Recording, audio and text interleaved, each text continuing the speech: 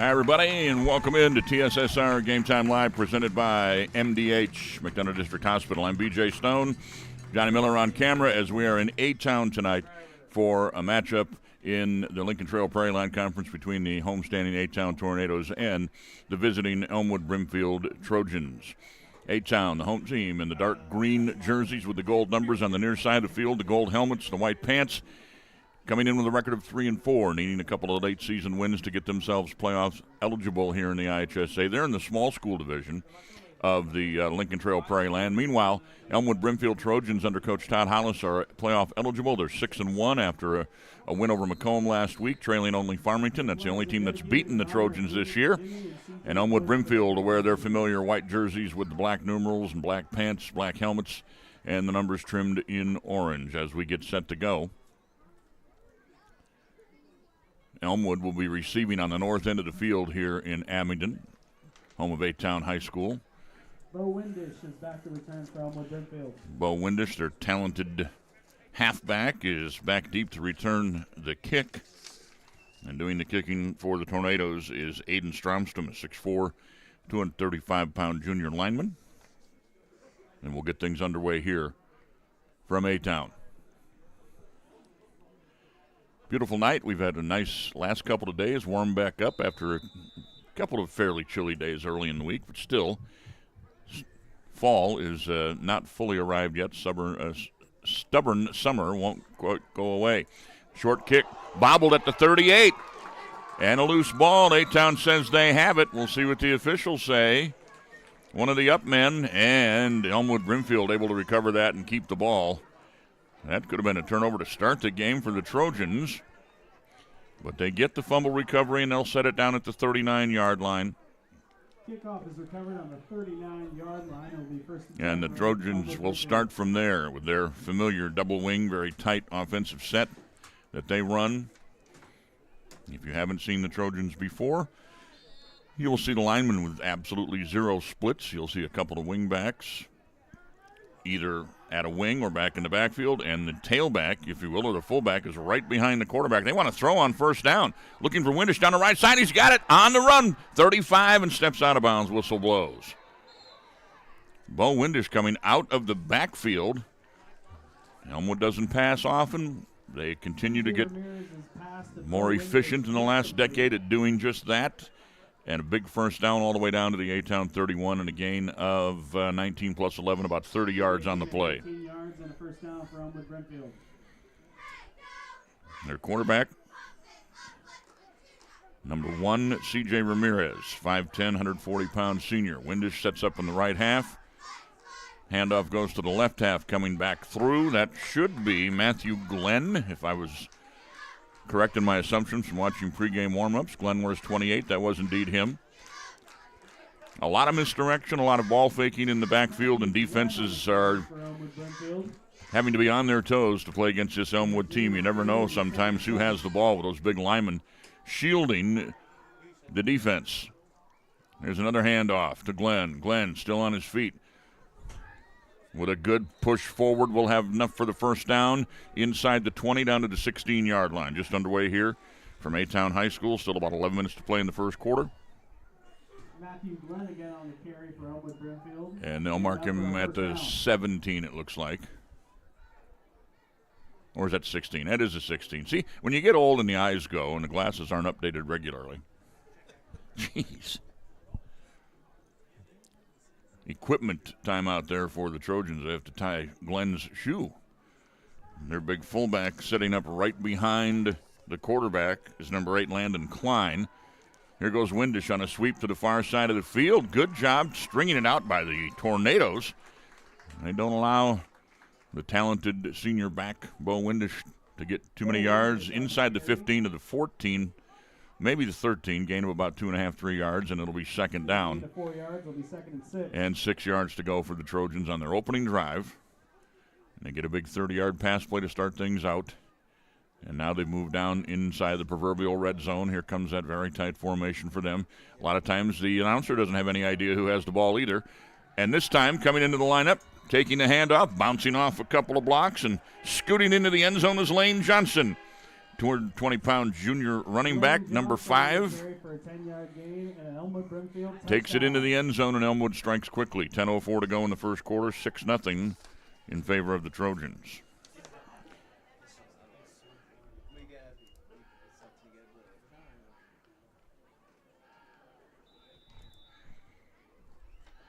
We wait for the extra point. Windish holds. And the kick is a line drive right over the bar. That's good. And the extra point is good. Trojans 7. And Tornadoes nothing early in this one. We'll keep it here. They'll get ready for the kickoff. You're able to chat with us if you're watching on YouTube and TSSR Live. Just send your messages. Let us know you're with us and watching and things are going okay on the scoreboard and what have you.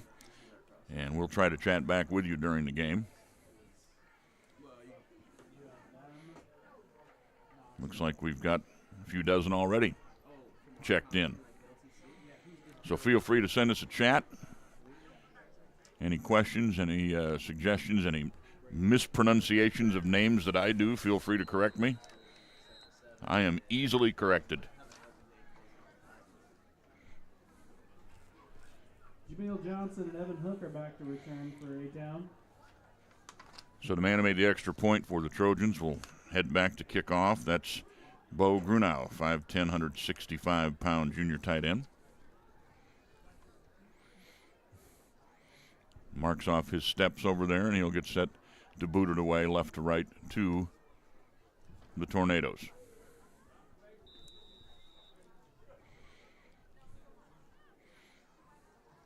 The official says, bring it this way, young man, and here it is. Line drive kick. One of the up men takes it to 25. Straight upfield to the 35 and diving forward to about the 37. Decent starting position for the A-Town Tornadoes on their first possession.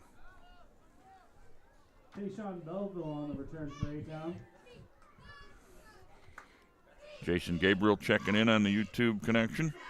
Rooting for senior number 66 first and 10 for A-Town. For the Tornadoes, Cameron Allen.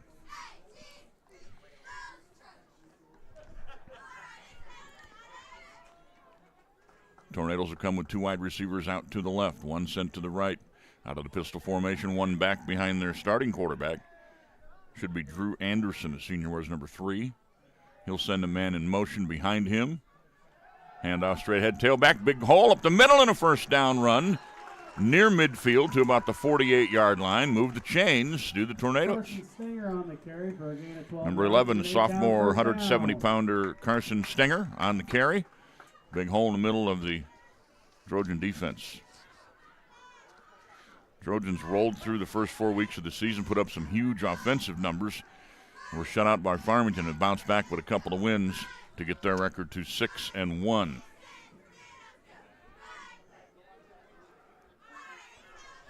Most recently, they beat Macomb last week and beat Bureau Valley the previous week, both close games.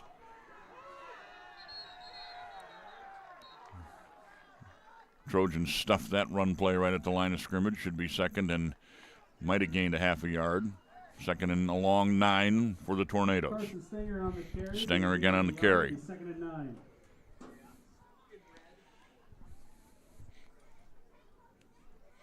Elmwood Brimfield leading 7-0 after taking less than 2 minutes to drive it down and score. After receiving the opening kickoff. 3 wide receivers go to the right side this time. 1 down here in the near side. Now comes out even further, close to the numbers. 1 set back off the left hip of the quarterback, and he will go and set up, and they'll empty the backfield. 5 wide receivers in the set. Throw it on the seam. Got a man open. Can he get to it? He does. Make the catch at the 20, the 10. Touchdown, Tornadoes. Jacob Hall, senior wide receiver wearing the 0, makes the catch. And the the Tornadoes strike from long range to make the score 7-6.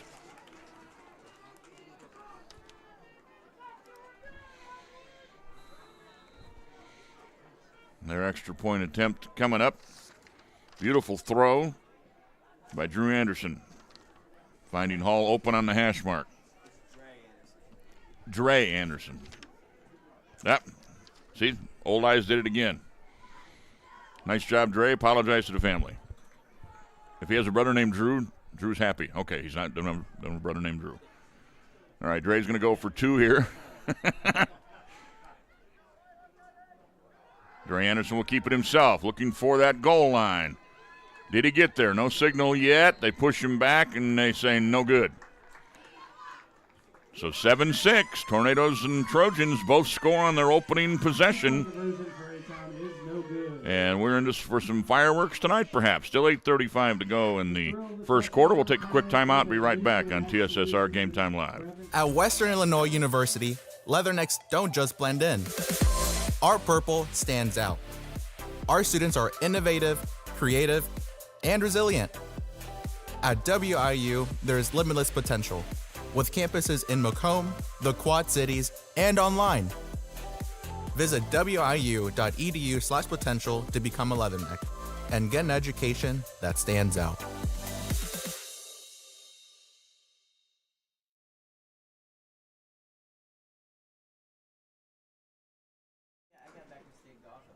Welcome you back in after the missed extra point.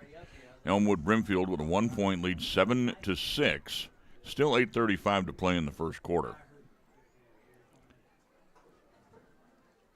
So they both score within 4 minutes. At that pace, we'll see 12 touchdowns on each side.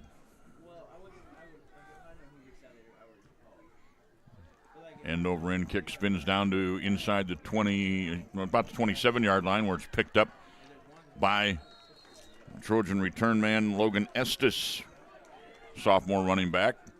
Brings it out to around the 35-yard line, and he's tackled there, and that's where Elmwood Brimfield will start. Number 34, Logan Estes on the return for Elmwood Brimfield. Their second possession of the night. Takes the ball on the 35-yard line. It'll be 1st and 10. So Elmwood Brimfield put up 71 in week 3 at home against West Hancock. Put up 60 against Decatur St. Teresa in week 4. They've been over 40 twice. They've been over 30 one more time. 27 against Bureau Valley, and a shutout loss to Farmington.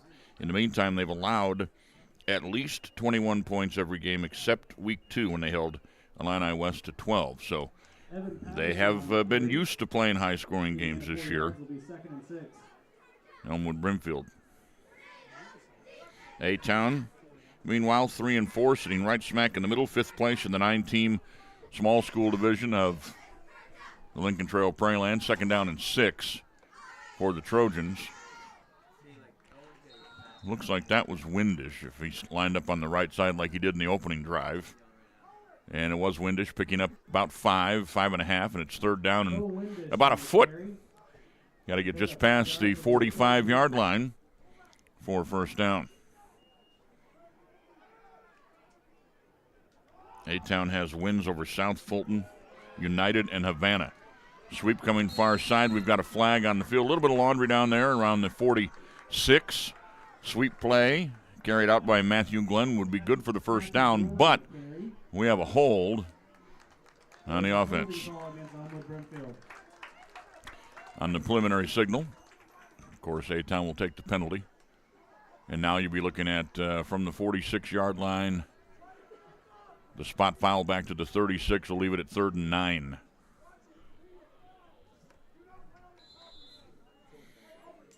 It will now be 3rd and 9. A-Town also has scored a bunch of points this year.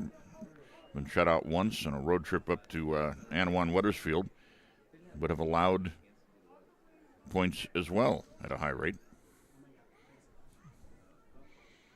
Scoring over 20, allowing 30 a game with a 3-4 record. There goes Windish trying to get that 1st down stick, and he will be just short. It'll be a 4th down decision for Coach Hollis and the Trojans. 4th and short from the 43-yard line. 4th and 2 for Elmwood Brimfield. 6:42 to go, first period.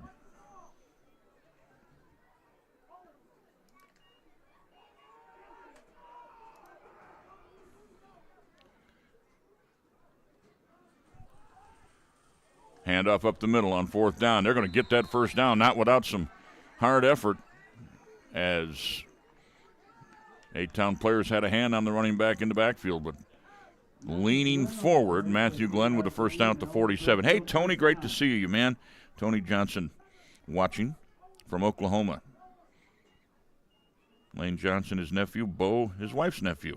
Wow, awesome. Great to hear from you, TJ. Roberta Ryerson, hey, thanks for checking in, Roberta, rooting for her Trojans number 8. Landon Klein, long pass downfield looking for Windish. That one's going to be broken up. Actually, is it a pick? Man on the ground says he has it, and the referee agrees. And an interception at the 27-yard line for the Tornadoes. Jacob Hall came over from his safety spot, made a nice pick. And the Tornadoes will take over with 5:57 to go in the first quarter. Windish looked like he got behind the defense early in that play, but as the ball was up in the air, a couple of Tornadoes able to converge, and eventually Hall with the pick. So it's first down, A-Town. 2 wideouts left, 1 right.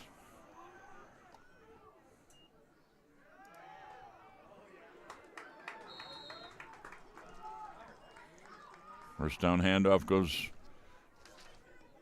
to number 11, Carson Stinger. He'll pick up about 3, second down and 7 from the 30-yard line. Sorry, gain 2. It'll be second and 8. 5:35 left, quarter number 1. Some excitement. Touchdowns both ways, and now a turnover. As the Tornadoes get an interception. Go to Wenger again. Spins off one tackler. He'll go down for a gain of about 3, making it 3rd and 4. J.T. Good on the tackle. And a flag thrown from the far side of the field. And now another one comes in from the back judge, as there were some extracurriculars going on downfield behind the play, or in front of the play, the opposite side, unsportsmanlike against the Tornadoes.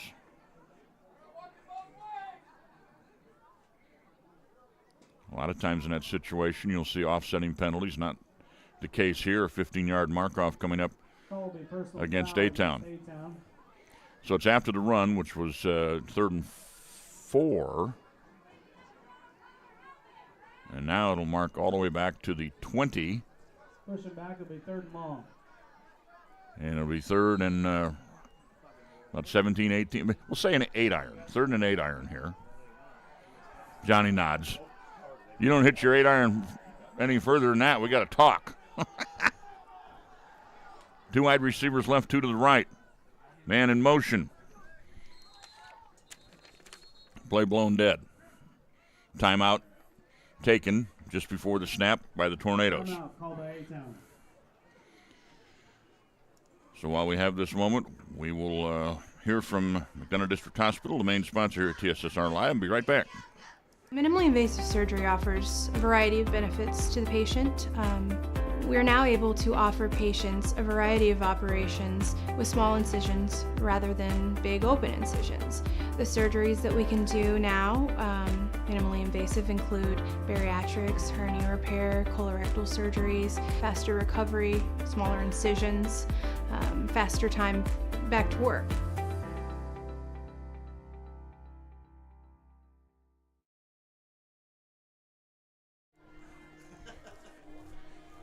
A-Town uses their first time out as they are looking at a 3rd and very long.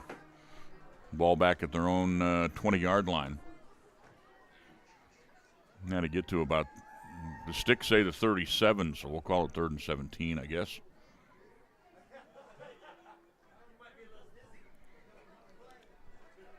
.455 to go, first period. You see the score in the upper left-hand corner. Trojans on top 7-6. They scored on a Lane Johnson run. And then A-Town came back with a long touchdown pass from Dre Anderson to Jacob Hall. Let's see if they can pull out a first down from deep here. Anderson firing down the right side. Catch made! 45-50 into Trojan territory. It's a foot race. Windich trying to catch the wide receiver, will not.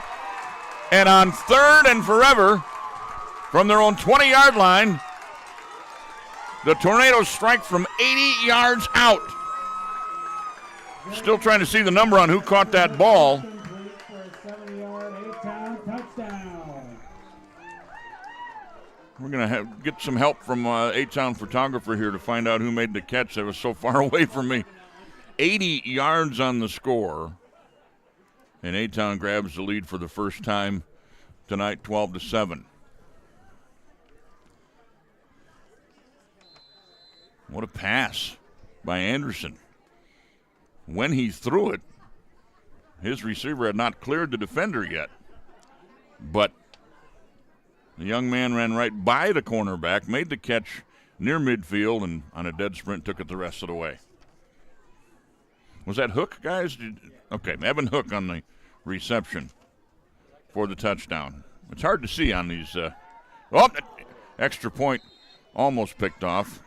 Jumping in front of it is Lane Johnson to knock it down. So 12-7. Tornadoes take the lead with 4:42 left in the first quarter. And we'll keep it here this time. I'm going to try to switch this. Yep, there we go. All right, so if I hit that button right there, I change the possession. That little yellow dot signifies who has possession. Tornadoes used a timeout, so we'll subtract one from their total.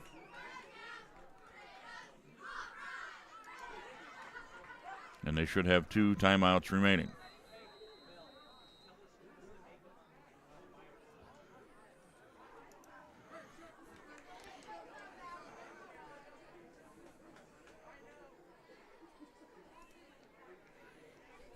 All right, 12-7 in favor of A-Town. A couple of long touchdown passes, 50 yards and 80 yards for Dre Anderson. Logan Estes back to return for Elmwood Brimfield. Elmwood Brimfield moves their return team up. Estes, the deep man, is at the 25 as they await the kick from the Tornadoes, Hayden Stromstrom. And he gets it back to the deep man at around the 26-yard line. Going left, Estes runs into about 5 yellow helmets inside the 40-yard line. So possession number 3 for Elmwood Brimfield will start at the far hash mark at around the 39. And we've still got plenty of time to go here in the first quarter. First and 10 for Elmwood Brimfield. A first quarter full of excitement. Who needs fireworks when you have fireworks out there in the field? First down. Trojans out there, tight set. A little quick pitch to Windish. Windish brought down. Stop made by the man wearing the pink shoes tonight, Stromson. Bo Windish on the carry for Elmwood Brimfield. Gain of about 3. Gain of 3. It'll be 2nd and 7. You see the stick on the far side of the field. Trojans have to get to about the 49 for a first down. And their running back stays on his feet and will get that first down. First contact does not bring Matthew Glenn down, and the hard-running youngster gets it over midfield to the 49-yard line of A-Town. First down for EB.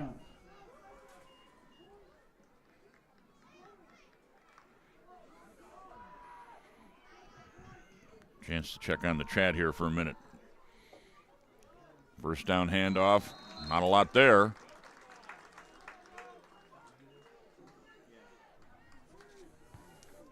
One more time, that was Matthew Glenn. Into the middle of the... Windish on the carry. Windish with the carry, and a gain of maybe 2, maybe a yard. So from the 48-yard line, this time it'll be Glenn. Inside the 45, tackled in the yellow paint area of the T, the A-Town logo.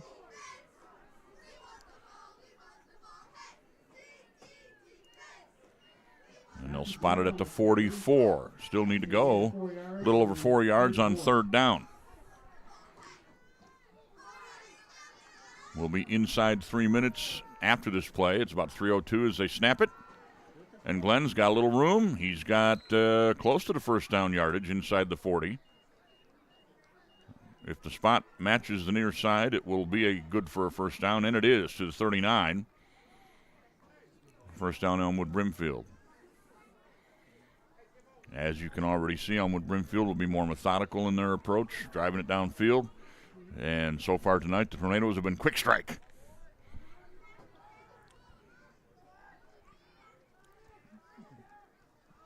Lane Johnson checks in, takes the carry over the right guard, and will pick up a good chunk down inside the 35 to around the 32. 7 yards will be 2nd and 3. 2nd and 3 from there.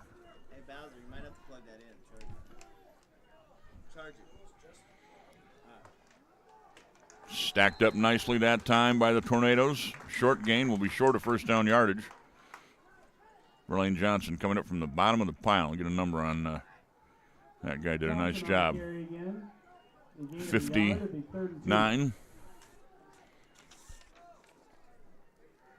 or 69. Aiden Boone, is that right? Aiden Boone with the tackle inside. 3rd down, little over a yard. Johnson again. They bottle it up inside. That'll be close to first down yardage. But A-Town doing a nice job against that mass of humanity coming at them.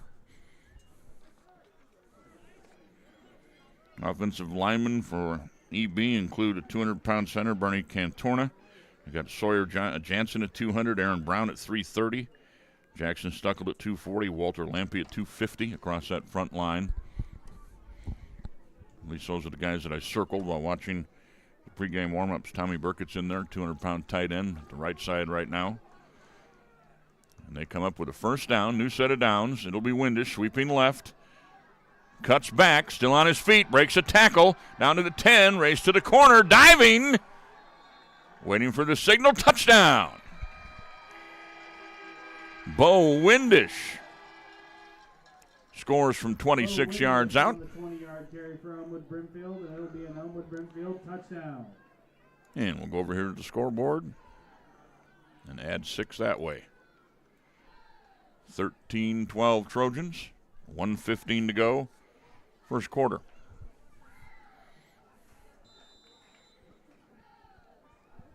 And Windish, after making that long run, now kneels down to hold for the kicker, Bo Grunow.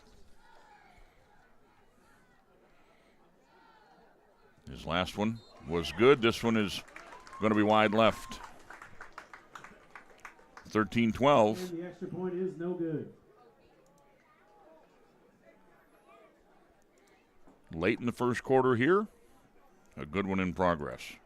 Tell you what, if I can get to this screen in time, we'll hear from our friends at MDH. We'll be right back.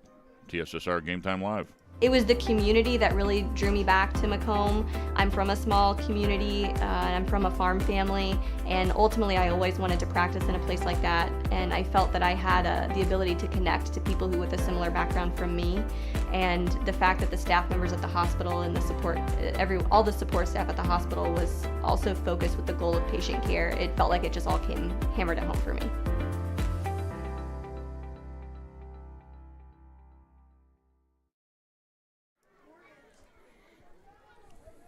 Back for the kickoff. Went to a football game on Friday night, and a track meet broke out. 13-12 in favor of the Elmwood Brimfield Trojans. Both teams on the board twice here in the first quarter. Jameel Johnson and Evan Hook are back to return for A-Town.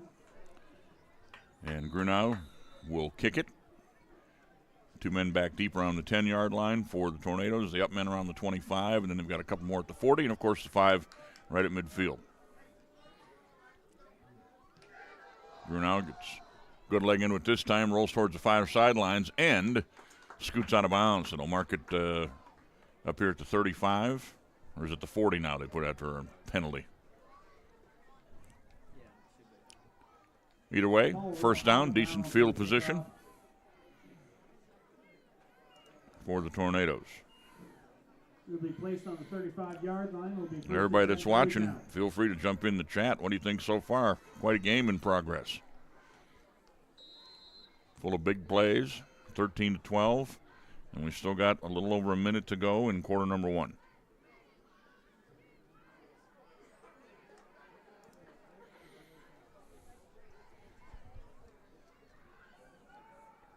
First down, A-Town. 2 wide receivers left, 1 to the right. Hand off to Stenger. He'll be hauled down by Lane Johnson after a gain of about 3 to the 39. Give him 4 yards. It'll be 2nd and 6. Carson Stenger on the carry. The gain of 4 yards will be 2nd and 6.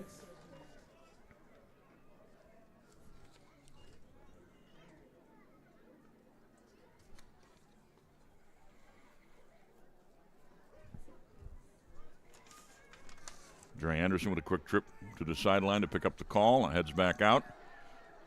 And he will empty the backfield. Send a man in motion. That is Hook, who already has a touchdown. Fire pass out on the wing to Hook. That looks like it might have been a lateral.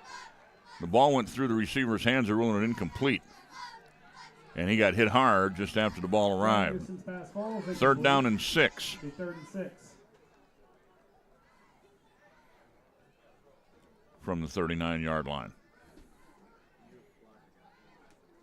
If that's a lateral and a backwards pass, that's a live ball, but they immediately signaled it to be incomplete.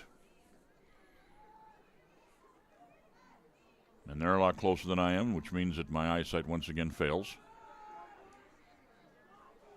Regular occurrence. 2 wide receivers each way. One setback sets up on the left of quarterback Dre Anderson for this 3rd and 6 play. And he will come in motion. Fake there, set up a little bubble screen, catch made, tackle made.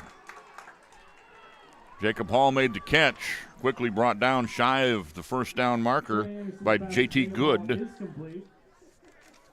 for the Trojans. 4th down and 2. And neither of these teams want to punt the ball tonight. The offense stays out, quickly to the line of scrimmage. See if they can get the play off before the Trojans get set. And the first quarter expires before they can run the play. I don't know if they were waiting to maybe draw them offside or just wait and talk about it at the quarter break. But the first quarter does come to a close. The Trojans of Elmwood Brimfield.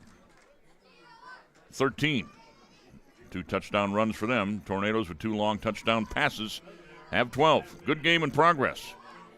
Hope you're enjoying it here on TSSR Game Time Live. We'll be right back. When I walk in and talk to my patients, I like my patients first and foremost to feel comfortable. I like to keep it real with them. I like them to know that I'm there to listen to them and to help them understand some of the processes that they may be going through. The most rewarding aspect that I feel with caring for patients is when those patients come back in and they tell me how much better they feel for something that I have helped them accomplish in their health care.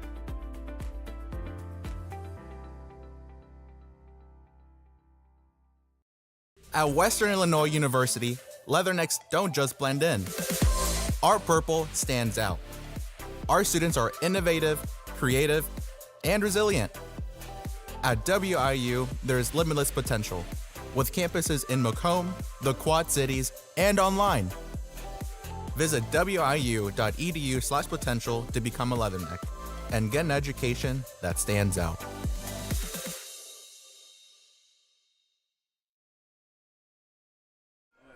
All right, they set the sticks. 4th down and 2. A-Town now moving from left to right in the second quarter. Really no wind to speak of here this evening, so it doesn't favor either side. American flag hanging quietly behind the south end goalpost.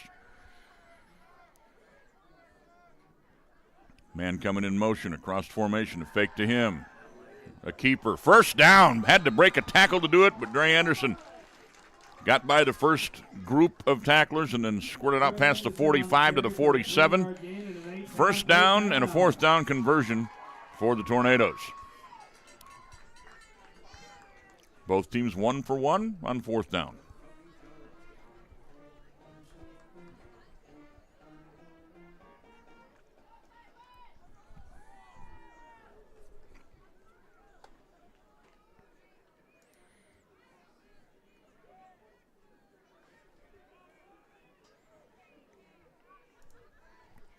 First down, Tornadoes, 2 wide receivers left, 1 right.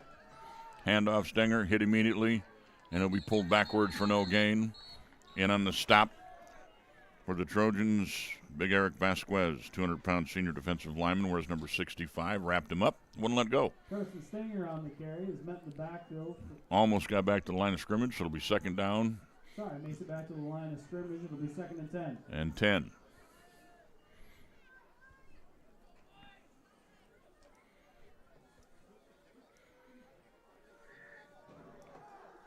Two wideouts each way. Stenger, the lone setback, sets up on the right of Anderson this time. Here comes a man in motion. That's Hook. Quick pass looking for Hook, and it's swatted away.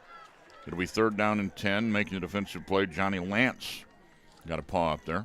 Jerry Anderson's pass falls incomplete. It'll be 3rd and 10. Mr. Moon watching over us tonight. Big, almost full moon. I'll have Johnny get a picture of that in a minute. It's up there to the left of the light pole. There it is. Adding extra light here tonight. 3rd down and 10. Their own 47 for the Tornadoes. Two wideouts each way. Anderson, right side, got a man. Oh, nice catch made, hauling it in on the sideline, just in front of Bo Windish. Catch made by number 22, Lucas Andrews, a junior wide receiver. Got those arms stretched out as far as he could get them and brought it down for a Tornado first down at the EB 30. Sign me up for all the excitement of the passing game for the Tornadoes. This is fun.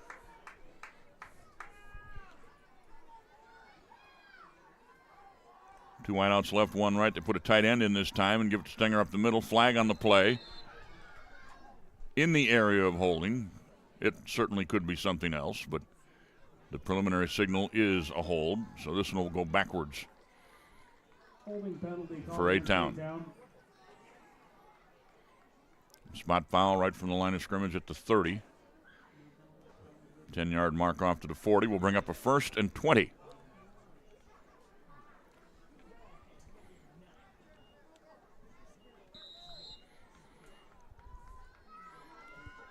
A 3rd and 17 did not phase the Tornadoes in the first quarter. What happens here when they get 20 yards to go? Playing from behind the sticks, not a recipe usually for success, though, as we hit the 10-minute mark in the first half.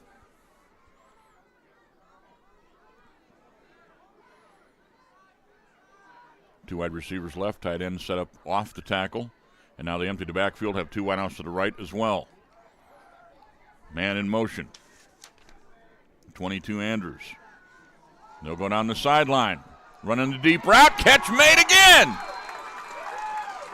The deep balls just keep connecting for the Tornadoes.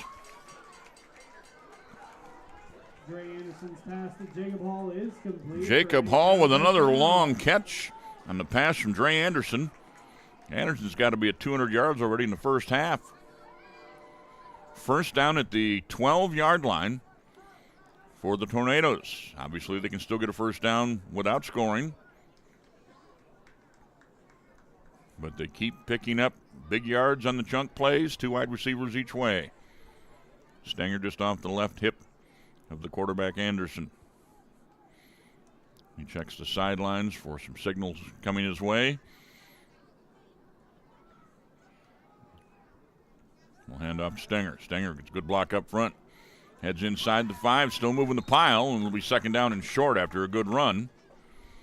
Right into the middle of the Trojan defense. Carson Stenger on the carry for A-Town. He had a gain of 6 yards. It'll be 2nd and 4. Second down and 4, just outside the 5-yard line at about the 6. Late sub there for the Trojans defensively, getting a new guy in. Two wide receivers are way out here on the right. Now the slot man goes in motion and the flag flies. And our referee back behind the play signals an illegal procedure and a 5-yard penalty. We'll put it back to the 11. Second down, about 9. Pushing back to the 11-yard line. It'll be second down and 9. 8:20 to the half. 13-12. Elmwood Brimfield.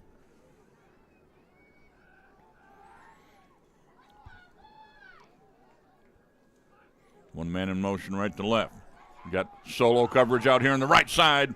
Pass intended for Owen Timmons is knocked away. And we'll say the play made there for EB by Dylan Shane, Jr. Third down and 9.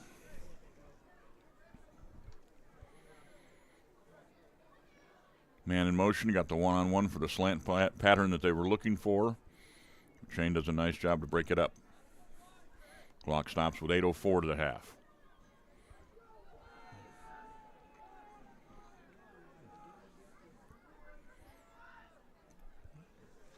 Three wideouts to the right, one to the left. Stenger the lone setback. Anderson, end zone. Just about making the catch is number 6, Hook, had it knocked away at the very last moment. And it'll be fourth down. Be 4th and 9.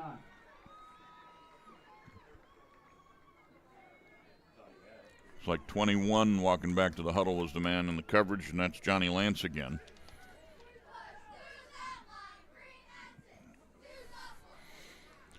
So 4th and 9 from the 11.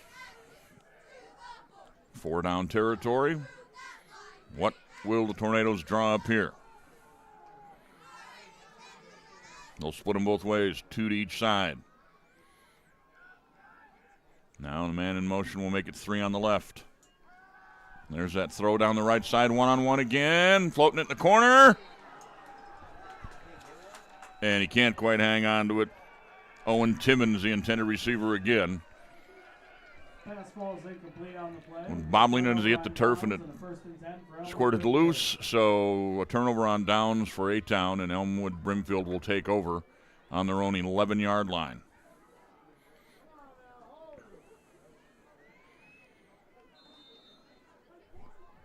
No scoring yet in the second quarter after a high-scoring first period.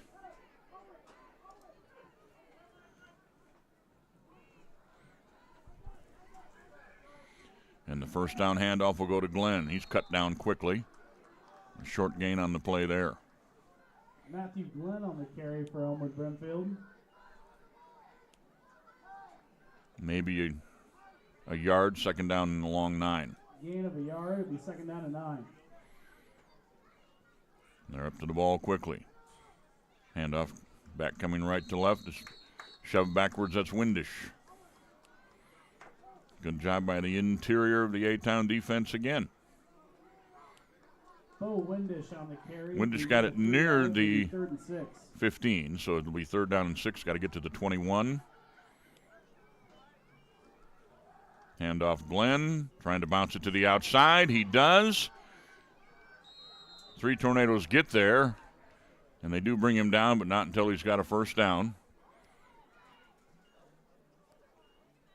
Out over the 20 to about the 23-yard line, maybe.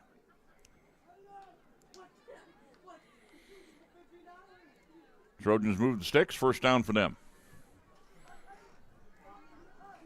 Matthew Glenn on the carry. Be a gain of 7 yards. And put it down to 24. EB's ready to go. You better be ready on defense. This team lines up and they come right at you.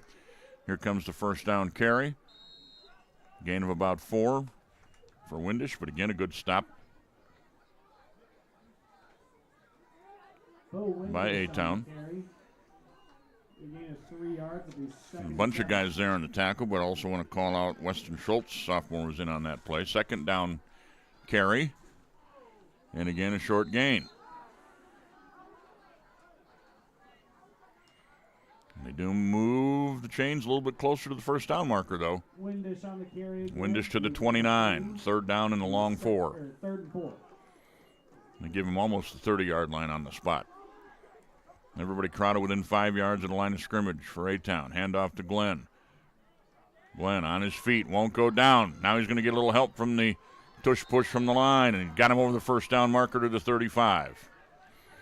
Near side Official has it at 35 on the far side. He says 36. So they'll go with 36-yard line. First down. Carry for a gain of 6 yards. Ball stays in the far hash. You see EB doesn't even bother huddling there. Ready to go. Hand off to Glenn. Gets to the outside. Midfield and more. Cuts it back. He's at the numbers to the 30, down to the 25, and finally brought down by Stinger. But a big run, a big first down for Elmwood Brimfield. Glenn is going to stay on the sideline after that run. Takes his helmet off and goes down on one knee. Called by A-Town. Might have the wind knocked out of him, perhaps. Going to switch possession over to the Trojans. Sorry about that. Timeout taken here by the Tornadoes. They still have one remaining as they use their second with 5:57 to go in the first half. 13-12 was the score at the end of the first quarter.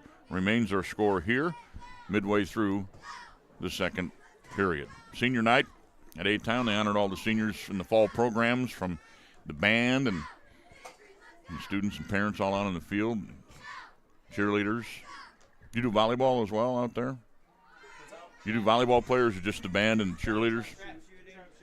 And the players that were seniors. What'd I miss? Trap shooting, cross-country. Cross-country? Trap shooting. Trap shooting, too? Very nice. Honored all, and the pregame ceremony started about 20 minutes after 6 tonight. As we're just a couple of weeks away from the end of the fall high school season. And then everybody will get a break of about 7 minutes, and we'll start the winter season. Value that 7 minutes. Enjoy every sandwich. That's what Warren Zevon said. First down at the 24. Lane Johnson charges through the line, gets to the second level. Flag comes in at the end of the play as he is wrestled down for a first down. And we may have a face mask coming. Our referee will tell us. It is indeed. So that'll add some more yardage to the end of the play. And EB will be looking at a first and goal down to the 6-yard line.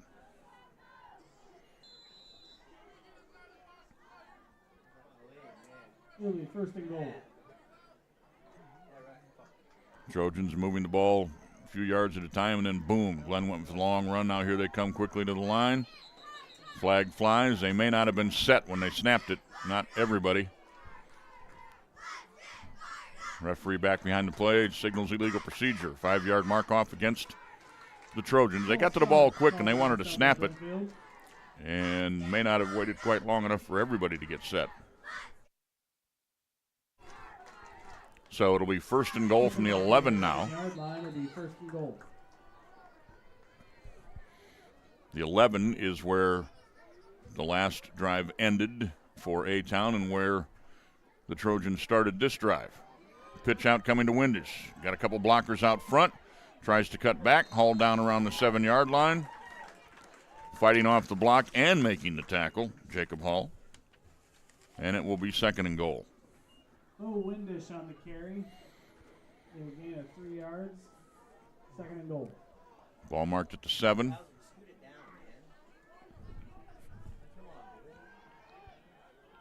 Second down. Hand it to Johnson. He will cut back and dive into the end zone for the Trojan touchdown.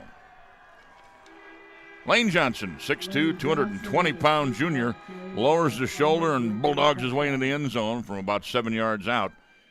And that puts the Trojans back up by 7.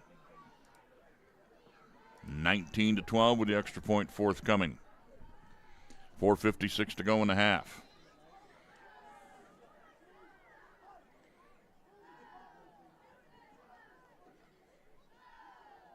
I think the Trojans will be going for 2 here. I don't see the kicker setting up. They'll come right up to the line and turn and hand it off. Windish trying to find pay dirt. No good. They stop him short. 2-point conversion is no good. So it stays at 19-12.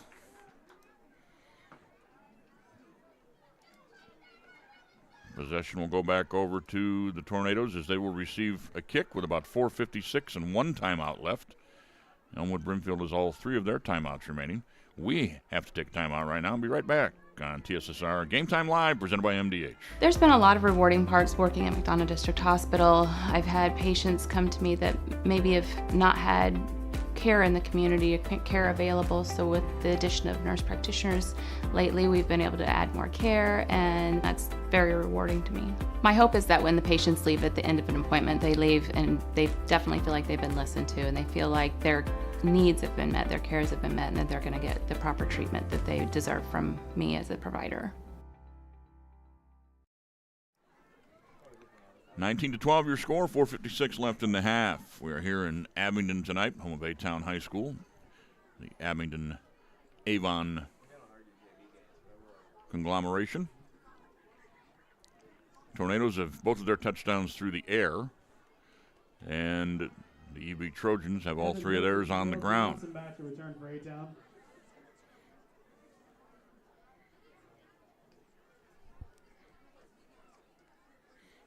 Trojans to kick.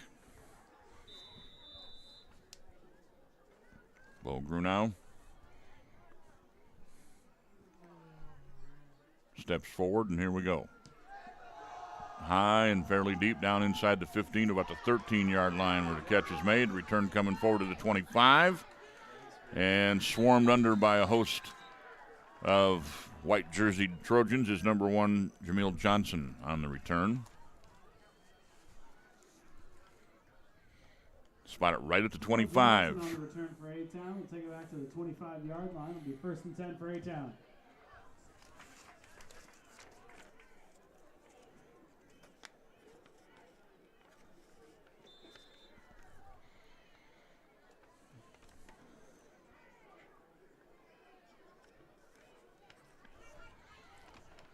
So, quarterback Dre Anderson relays the play to his club. And here they come to the line of scrimmage. They'll send 2 wide receivers out to the left. Tight end sets up on the right side. One wide out between the numbers and the sideline here in the near side as well, just off your screen to the left. And coming straight up the middle on the keeper is Anderson. Gets a good chunk of change on the first play of this drive after the Trojans went 89 yards on theirs. Dre Anderson on the keeper. Be a gain of 9 yards. It'll be Second down and 1 at the 34.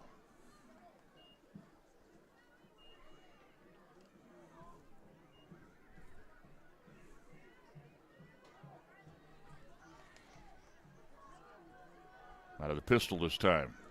Stenger sets up right behind Anderson. He'll take the handoff. He'll get the first down and more over the 40. Still driving those legs out past the 45 to the 46. And a good strong run for Stenger. Across that offensive line for A-Town, you got Cole Scheckler, 240-pound junior. Bryson Harns in there, 200-pound senior. Aiden Stromson, 6'4", 235, and a junior. Tim Servant, a 5'10", 165-pound sophomore. Aiden Boone, 200-pound senior. 5 guys that were out there most recently. And it's first down from their own 46 for the Tornadoes. Stenger again, got some room. He'll have another first down. He's into EB territory before being hauled down. The first guy there for the Trojans that held him up and waited for help was Oliver Thornton. Number 11, number 3, JT Good got in there, 89. Joey Burkett also involved in it, but not until Stenger gets it down to the 41-yard line of Elmwood Brimfield, 3:38. Still got the 1 timeout.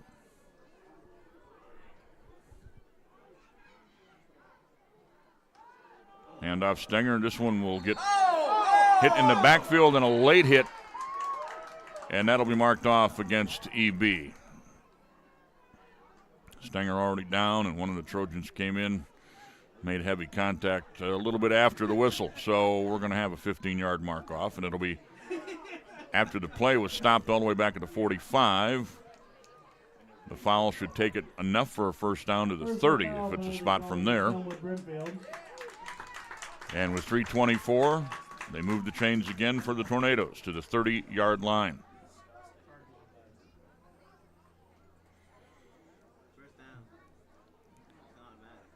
Good initial play by the Trojans, negated by the penalty. Ball will be placed on the 30-yard line, an automatic first down. I'm going to check with the officials here. Did Elmwood Brimfield take a timeout earlier? So they still should have 3 to go. Okay. A-Town has 1. EB has 3. 2 wide receivers left, 1 right. Tight end right side. Stenger the lone setback. Long count on first down. Snap, handoff Stenger. Bounces off his own man, but still able to pick up 3 or 4. There was a nice hole there on the left side. And when they put it down around the 28-yard line, it'll be a gain of 2. Second down, 8 for the Tornadoes. The home team here tonight. Johnny made the short drive. He's running the camera, come up from Bushnell area, right? I came up from Canton, and I was daydreaming and didn't turn in the right place. Ended up having to come straight over from Mequon on the back roads. But a pretty drive nonetheless. Blinding into the sun. 2 wide receivers left, man in motion. Will make it 3 guys on that side. Looking for the tight end on the post pattern, but a crossing route coming back underneath from left to right was Evan Hook, and that one falls incomplete. It'll be 3rd down and 8. Good time to throw for Dre Anderson as the O-line does a nice job of keeping him from being pressured as he waited for that long, deep route to develop. But a rare occurrence, they don't connect on it. So 3rd and 8 with 2:10 to go, and the clock stopped for the incompletion. Here come the Tornadoes again. Remember, stopped at their own at the Elmwood Brimfield 11 last time on downs. They are 1 score behind at 19-12. Send a man in motion. Fake to him, go deep down the sideline. Just about 3 inches beyond the reach of Jacob Hall down the right sideline. Hall had his man beat near the corner of the end zone. And that'll bring up a 4th down and 8. It'll be 4th and 8.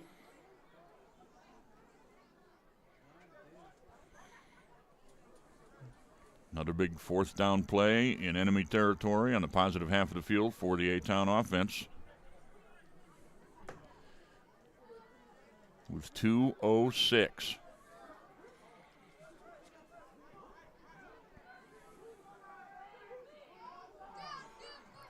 Two wide receivers to the left, 1 to the right.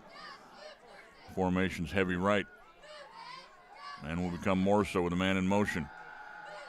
Anderson looking down the sideline. Man breaks open, and he can't hang on to it. Stenger was open around the 15. Ball right in his hands, and he might have taken his eyes off it too quickly to look upfield. He came out of the backfield. All the guys ran deep patterns, took all the defenders with him. He was wide open, a beautifully designed play, a great call. And unfortunately, the young man just couldn't hang on to it.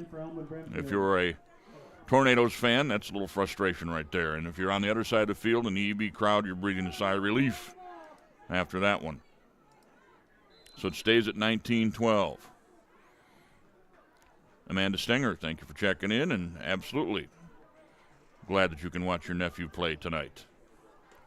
1st down, Trojans take over on downs. And their first play is stopped up nicely by the defense for the Tornadoes. Matthew Glenn got it to the 30. 2nd and a long, 8 short 9 here. And quickly they come to the outside, near side with Windish. Windish has the 1st down, still got a blocker out in front of him. And he steps out, stops the clock at 1:34. Near midfield at the 46, maybe 47-yard line of Elmwood Brimfield.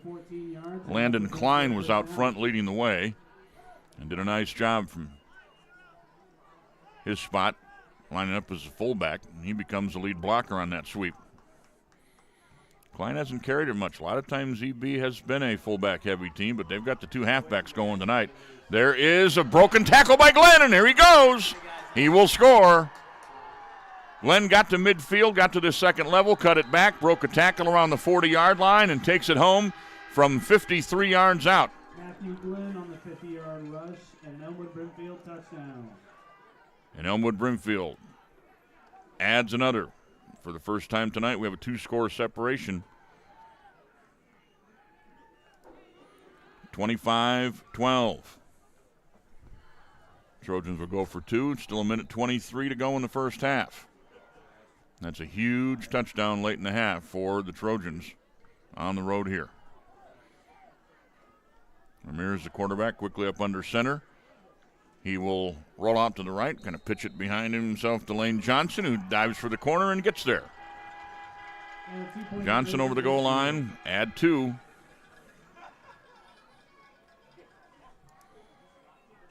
Trojans 27-12 now over the Tornadoes.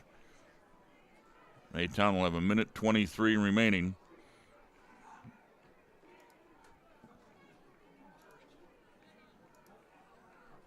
And we'll switch over possession to them. Back over there. There we go. And they'll be receiving once again.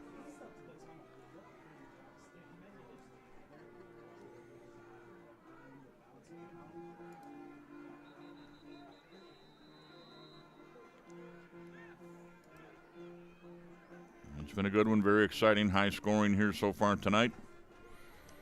A lot of football left to go. Brunau will be doing the kicking.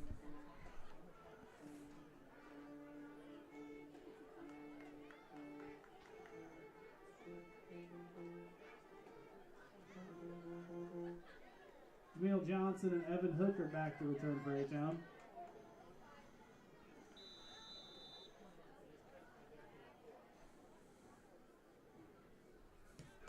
And there it goes. Big deep boot to the near side, taken at the 10-yard line. Straight up the right side, got some room to the 35, the 40. That's Johnson, finally hauled down by the kicker, Brunau. But not until Jameel Johnson gets over the 45 to the 46-yard line. One tackle away from going the distance on that one. And good starting field position for the Tornadoes. Almost got that touchdown back in one quick return.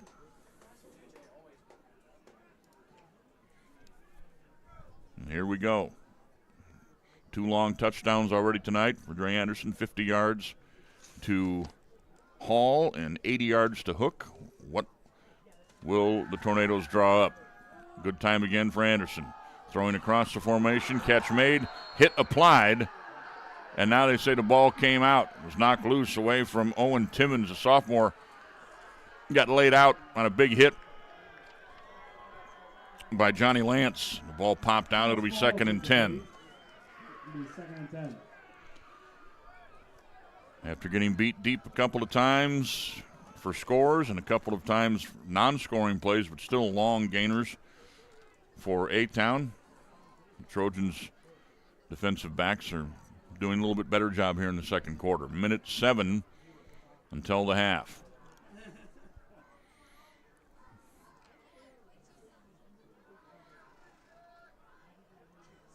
Trojans only have 3 down linemen. See how many they send. They have been not putting pressure on Anderson. And they will bring one linebacker, trying to get some pressure on him. That pass is batted down, swatted away by Oliver Thornton coming across defensively as he was following Hook. Pass falls incomplete. And that one will make it 3rd and 10. Minute 3 to go.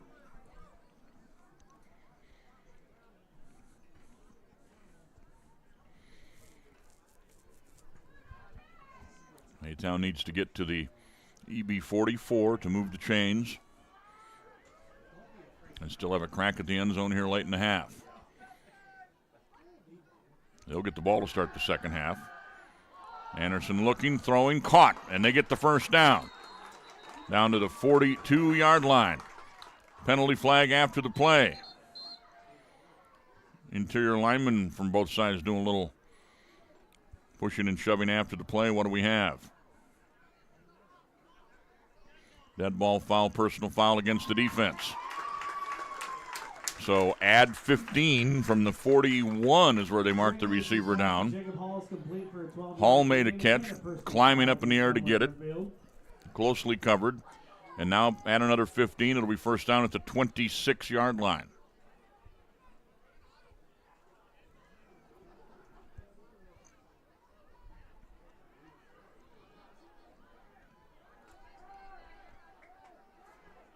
And a big personal foul go against the Tornadoes early. A couple of 15-yard personal fouls have been whistled here against EB.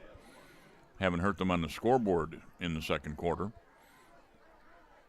And each team, I think, has been whistled for holding once. Ball will be placed on the 27-yard line. And put it to 27. First down.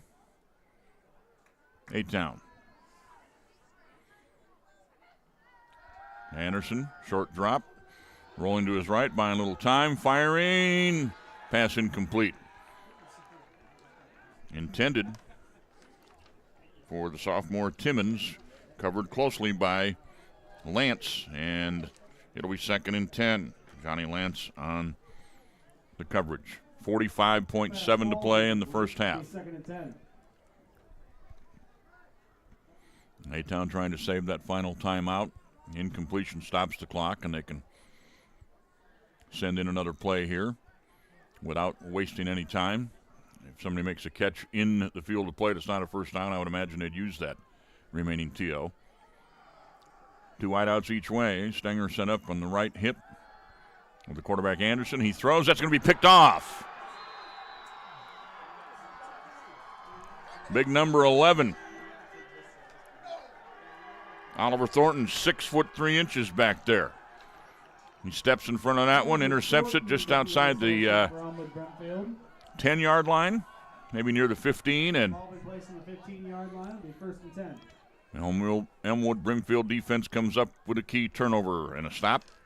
He'll take over, presumably for the final moments of the half.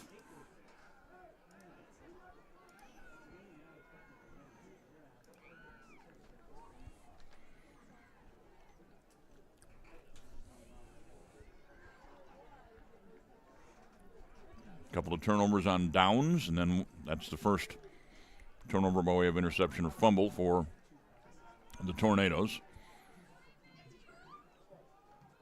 Handoff and the first down run. Windish breaks a couple of tackles, finally brought down over the 20, but just shy of the first down, 2nd down and 3. 6, it'll be 2nd and 4. They're up to the ball and ready to go. Still have 3 timeouts, too. Down the sideline, stepping out after getting the first down will be Glenn. Matthew Glenn on the carry. That ball faking going on, I wasn't sure if it was Glenn or Ramirez, the quarterback, who had it that time. As CJ rolled out to the right and carried out his fake. First down at the 33, 16 and a half seconds to go. 1st and 10 for Elmwood Brimfield. 27-12 lead for the Trojans. Looks like they're not interested in using the timeouts. Maybe they will if they get tackled in play here. Little quick reverse to Windish, to the outside, to the 40, over the 40, to the 43, and he steps out. If they give him the 44, that should be enough for another first down. Still 9.5 seconds left. And they give him the 45. He stepped out around the 43, guys. Hello. Out at the 45-yard line, it'll be 1st and 10. First down from there. Go the other way with Glenn. Got a wave of tacklers in front of him. To the 40 of the Tornadoes, inside the 40 to the 36. And that'll end the first half. 1 half in the books. Elmwood Brimfield 27, A-Town 12. What do we have? Did they get a timeout call at the end of that play? Neither team has left the field yet. And as the official comes over to talk to the A-Town coaching staff, a flag flies. Well, they give EB the timeout.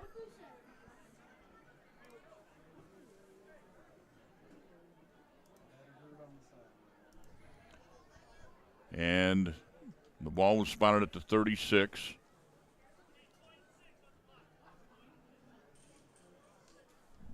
What's he want on there? 0.6? Is that what he said?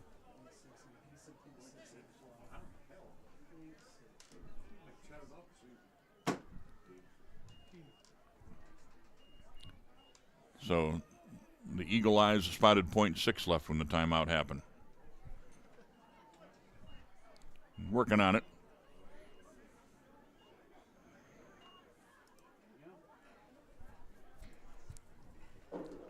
And after the personal foul called on the sideline, they'll mark it down to the 21-yard line. And EB is just that far away from adding a score on the final play of the half.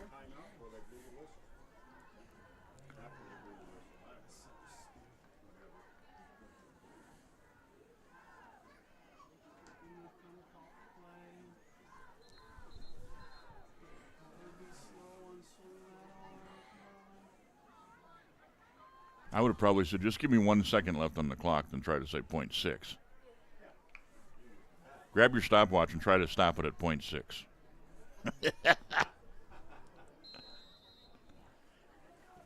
All right, here we go from the 21. First down, final play of the half for the Trojans. Ramirez will drop back to throw. He'll fire it down the right sideline. Pass deep in the end zone. Is caught by Windish. Is he in bounds? Yes, touchdown Trojans. The judge on the far side looked to the man in the middle to make sure he was in bounds before the end of the end zone. He said yes, nodded his head, and both of them signaled touchdown, and it's 33-12 in favor of Elmwood Brimfield with a strike on the last play of the first half. They'll go for 2 before we get to our halftime break. And we're going to just play a couple messages for you, and then we'll be quiet at halftime and just let you get up, move around, get yourself some snacks, and get back to watch the second half. Handoff goes to Lane Johnson. Big man tries to bull his way over the goal line, and he does before being pushed back. Give him 2. And it's Elmwood Brimfield 35 and A-Town 12 as we go to the halftime locker room. You're watching TSSR Game Time Live, presented by McDonough District Hospital. We'll be back with the second half in about 15. In the meantime, I think we have a halftime interview we can play for you right now. Oh, welcome back. We're here with Adrian McGregor. Adrian, you're a Macomb guy. Yes. So you're living in Macomb, working at MDH. Yes. What's your position? So I'm the Vice President of Clinical and Support Services here at the hospital. I have about 120 employees that roll up my direction through the organizational chart. And probably the easiest way to explain, so I have a great group of department directors that work for me. So areas like radiology and lab and physical therapy and cardiopulmonary services, those are kind of the main areas that roll my way. And then on the support side, pretty much all things with the plant, the facilities, keeping it clean, construction, all of that rolls up in my direction as well. So I never am bored, and I have plenty to do every day. So sometimes it feels like I just need more daylight than I need work. But this is a great organization, and I work with some of the best people in this community, and I'm proud of that. Mostly proud of all that they are and all that they do, and the employees and what they contribute to the organization. We have a great group. So let's talk about construction a little bit. Yes, sir. There's the pharmacies getting built. Yes. You're constantly improving the buildings 1 and building 2. Yes. And then there's little things go on inside all the time too that I think people kind of miss. Yes. Well, kind of going back to that 800,000 square foot number, there's always something going on. And I think we're going to be moving more towards a maintenance and improvement, incremental improvement over the next couple of years. One primarily is, after you have a campus, we're becoming pretty dense on this campus. The pharmacy's probably the last major project in the next couple of years, and it's a great one. Don't get me wrong. But now we have to really focus on ensuring that we're staying one step ahead of maintaining these facilities, which is equally probably more challenging, quite frankly, than just building a brand new building. I'm excited to talk about the pharmacy, but to your latter comment, we're focusing a lot on removing wallpaper, painting walls, modernizing flooring, ensuring that we have level surfaces, that we don't have areas where patients would trip, converting out our lighting to ensure that it's the most energy efficient as possible, putting in redundant systems for our electricity, our HVAC systems, to ensure that, okay, we may have a tornado come through, we may have storms come through. We have to have all that redundancy ready to go because, quite frankly, the people, we're in the business of people taking care of people. And somebody's grandma is a patient of ours, and we want to take care of that person as if they were ours. And so we have to have the form and the functions of systems that keep the ship running. I think when people say construction, they think building a pharmacy. Mm-hmm. But I would venture a guess that more often than not, most of the construction is within the facilities of what you already have. While trying in a hospital, it's if you're going to work on a room, the room has to be closed. I would imagine. Yes. You don't want the dust and whatever getting out in the hallway and getting into other rooms. It's not like, hey, let's go paint the house wall, right, or the living room wall. There's a lot more to it that I think construction is lost in that aspect a little bit on when we're watching all this stuff go on at the hospital. Absolutely. Well, the focus is on patients first. And so anytime you're going to do something as simple as swap out some plumbing underneath a sink in a patient or around a patient area, there's a whole series of steps that we have to take to ensure whoever's doing the work, that they're in a contained area, that we have alternate areas for our patients to receive the same amount of care as if that area wasn't offline, to ensure that it's infection controlled. In other words, we're not creating more problems for patient care. We're trying to solve problems and create less issues and improve the area for patients. Yeah, it's a pretty extensive list that we go through prior to prepping. There are times when you wish you could just knock that project out on a quiet weekend, but we do have to follow proper protocol. And it's for best practice. It really is. It's for the ultimate goal of, yes, improving the area, but while you're doing it, you're not creating downstream problems that you really shouldn't, because you just skip 3 steps on a checklist. And we all are guilty of wanting to skip those steps, but we just don't have the luxury of doing that. Well, Adrian, I greatly appreciate you coming and talking, and we just touched on some of the stuff that you deal with on a daily basis, so I'm sure we can talk to you again about some other things. You bet. But it was fun talking about the things that people kind of, I think, forget about a little bit, or get left behind. We talk about the doctors and the nurses all the time. We don't talk about the people that keep that You bet. stuff rolling. So I appreciate you being here. And thank you look so forward to talking much. to you It was soon. wonderful. Thank you. We'll be right back after this.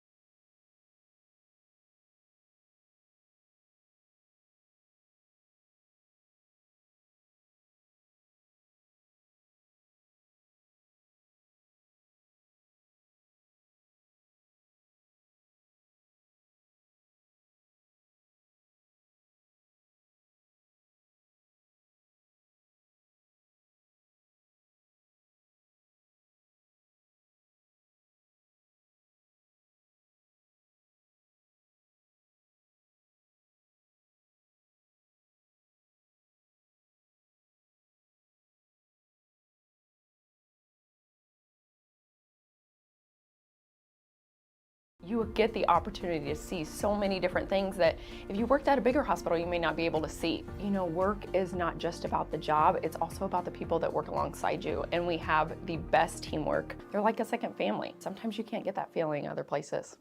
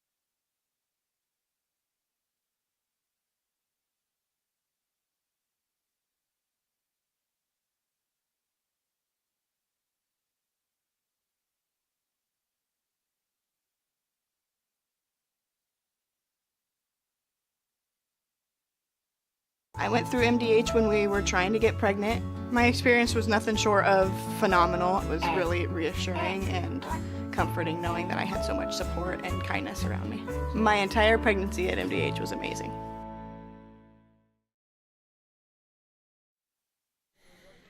We are getting set to go with the second half. Welcome back into our coverage from A-Town High School in Abingdon, Illinois, as the A-Town Tornadoes host team trailing the Trojans of Elmwood Brimfield 35-12 at the half, a game that was 13-12 at the end of one period of play. Trojans able to push one across early in the second, got another midway through the second, stopped A-Town deep in Trojan territory twice on fourth down, and then scored on the very last play of the first half to stretch it out to a 35-12 halftime lead.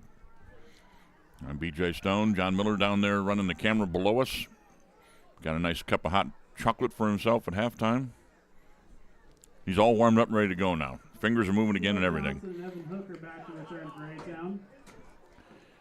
Still a nice night, but starting to cool off quickly as we get set to go with the kickoff to begin the second half.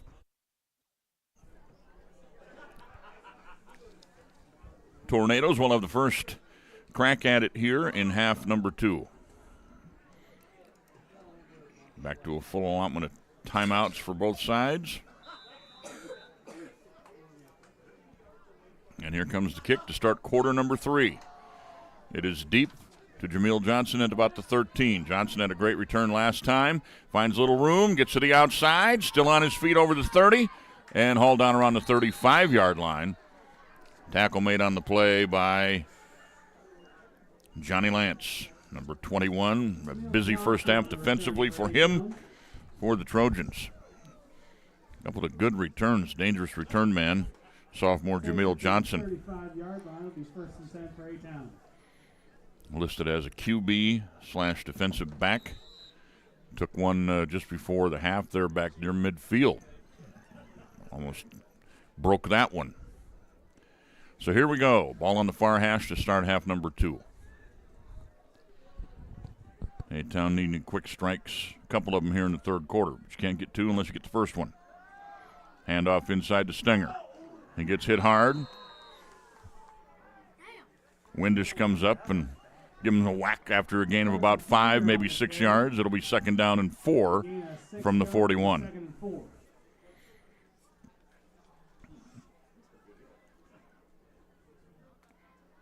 Windish with the pop on first down, but a good run for Stenger.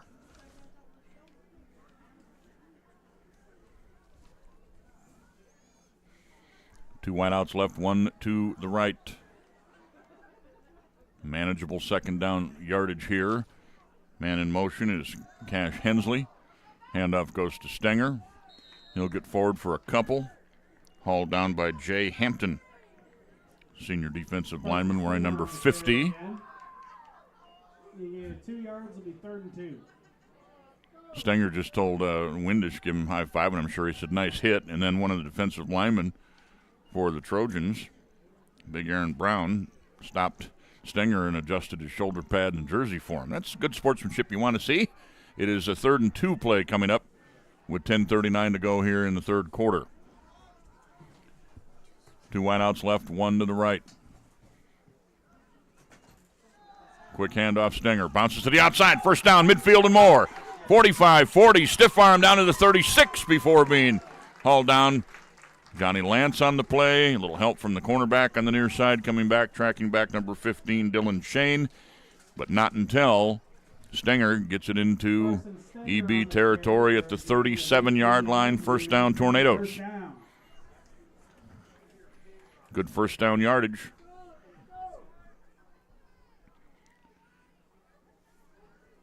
Ball set up on the near hash mark. Tornadoes have one wide receiver outside the numbers on the near side, 2 guys to the left.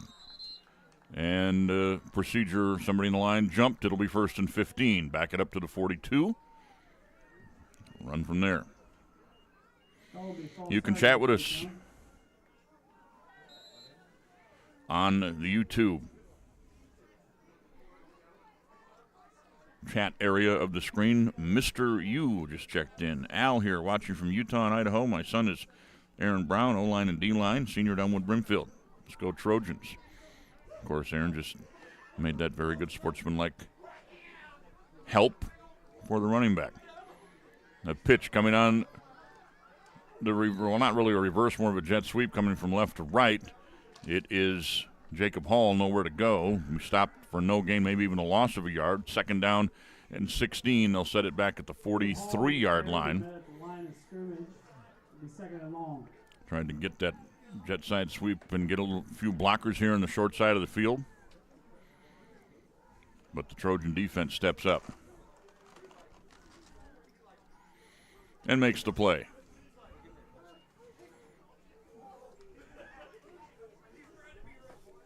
Second down, 16, A-Town. We'll split two each way. Stenger lines up in the right hip of the quarterback now. One incoming in motion, back left to right. Got a bunch of wide receivers on this side going down the sideline, and that's going to be interference called against Lance. Wide receiver got behind him. That was Evan Hook, and as the ball hung up in the air, Lance was trying to catch up. Hook stops to make the catch. Lance makes contact. 15-yard penalty going back to the line of scrimmage for the mark-off. We'll make it second down and short. It should. Call will be pass interference against Elmwood Brimfield. So the ball's on the 44, 43, and they should go to the 28. Let's see how close they get on the mark-off.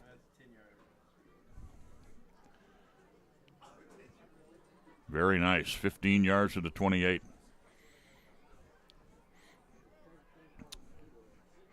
With my OCD, I harp on those mark-offs all the time, and that was a good one. Second and 1 from the 28-yard line of Elmwood Brimfield. And the Tornadoes are ready.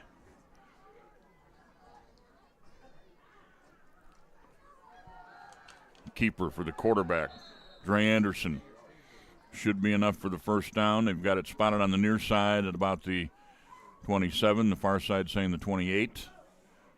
Let's see who's in charge of that. They put it right down between the 27 and 28.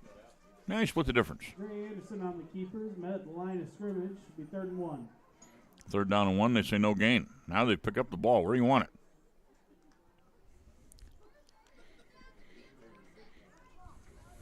All right, 3rd and 1, no gain on that last rush. Two wide receivers left, one right, handoff Stenger, trying to get that first down marker. Hands right up on the face. That's going to be a face masking penalty. I could see it from up here. That's the problem with one of those shiny white gloves getting up in the face mask area. It's hard not to see it. Face mask call against Elmwood Brimfield. So even though the defense jumped up and stopped him for no gain, there'll be a mark-off at the end of the play. It'll be first down, move the chains, and all the way down probably around the 14. It should be half the distance from the 28.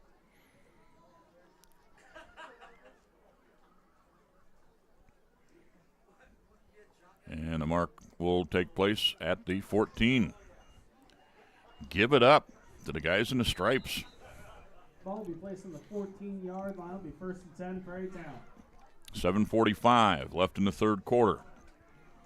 Opening possession of the half. A-Town's had it.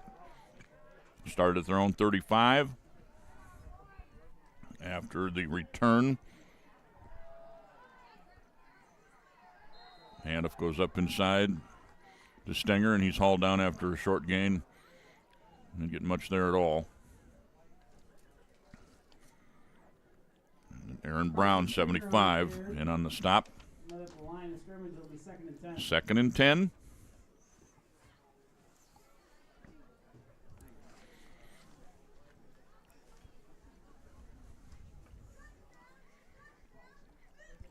Two wideouts right.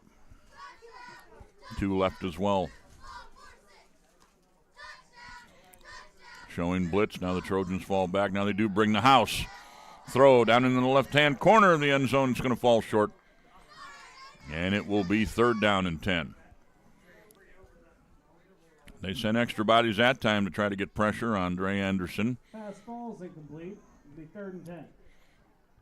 And as the receiver was running down the sideline, Dre tried to lead him in to the field a little bit as he circled around behind the defensive back, not able to catch up to it. 3rd down and 10 from the 14. third time that A-Town, since the end of the first quarter, has brought it down inside the 20-yard line of Elmwood Brimfield and stopped on fourth down twice in that second quarter. 4-down territory again. And looking at a 3rd down and 10 from the 14. Into the end zone. Touchdown catch made by sophomore wide receiver Owen Timmons. Timmons had a chance at one in the first quarter, couldn't hang on. He made sure that time. And it's a touchdown for the Tornadoes. 35-18 as they get the TD to start the second half, and it took about 5 minutes and 16 seconds, as Hank Stram would say, to matriculate the ball down the field. And they stick it in the end zone. 3rd touchdown pass of the night for Dre Anderson. 3 different receivers, Jacob Hall, Evan Hook, and that time he went to Owen Timmons. He'll give it to Stenger. No, he pulls it out. Little play action. Here comes Anderson rolling right. Dumps it into the end zone. Batted away at the last moment. Nice play by the Trojans' number 3, J.T. Good, flying across the field to knock that one away. And it'll stay 35-18 as the Trojans get set for their first possession of half number 2. Let's do this. Take a real quick timeout. Be right back. TSSR Game Time Live. Minimally invasive surgery offers a variety of benefits to the patient.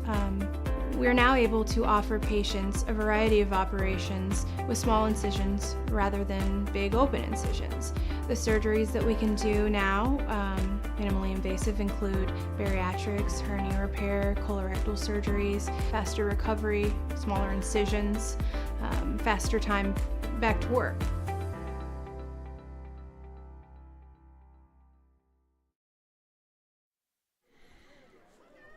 So A-Town scores to start half number 2, not able to convert the 2-point conversion. They're 0 for 3 in that department. And the score sits at 35-18 as the Trojans get set for their first second half possession. Neither team has used their punter. They have went for it on 4th down. Every chance that they have had to do that, both sides.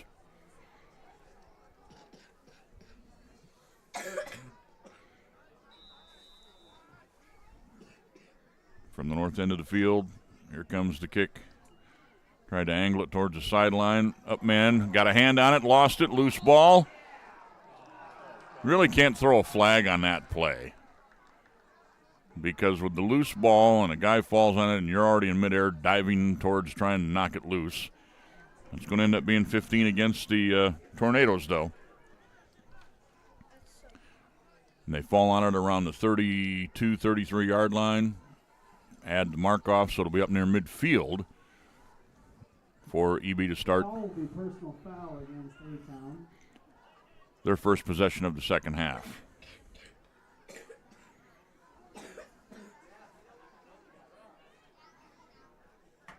A little plug for Western Illinois tomorrow. Letternecks at home, taking on Tennessee Tech Golden Eagles. Both teams wear purple and gold. I think the Letternecks are wearing their gold jerseys tomorrow at home. 47-yard line. Be first and 10. Western picking up their first 2 wins in a couple of seasons this year, looking for win number 3 tomorrow. Bouncing off the pile and moving to the outside, and now it's a foot race again. There goes Glenn down the sideline. 1 man to beat to the corner. He'll get there. Touchdown. Elmwood Brimfield, number 28, Matthew Glenn. That'll go for 53 yards. Matthew Glenn on the 53-yard carry for an Elmwood Brimfield touchdown. Their running backs bounce into the pile. They keep their head up. A lot of times running a straight-up posture, and then if they feel some opening, they'll cut it back, and that's exactly what Glenn did. And they had 6 just like that on the first play that they've had the ball in the second half. So the first half, you had EB being the more methodical side and quick strikes for the Tornadoes. And here early in the second half, Tornadoes make a long drive, take up over 5 minutes, and then EB answers in one play. Extra point, no good. Stopped short on the run. So it'll stay right there at 41-18. Possession will go over to the Tornadoes as we get set to kick it off. And here we go with the offensive fireworks again here to start half number 2. Both teams have already scored. We've still got 6:28 to play in the third quarter. We'll be right back after this TSSR game. You get the opportunity to see so many different things that if you worked at a bigger hospital, you may not be able to see. You know, work is not just about the job, it's also about the people that work alongside you. And we have the best teamwork. They're like a second family. Sometimes you can't get that feeling other places.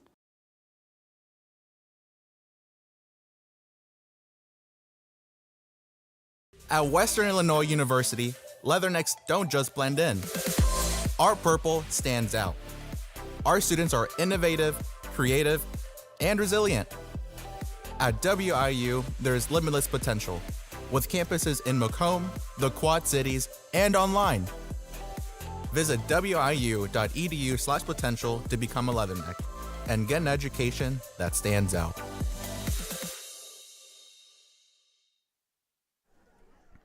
Back here at A-Town, 41-18. Both sides have scored already in the third quarter. And another kick coming from Elmwood Brimfield. Deep to Jameel Johnson. He'll step back to his 6-yard line to take off from there. Looking for some room to roam. Gets over the 20-yard line and then hauled down around the 24 by Oliver Thornton.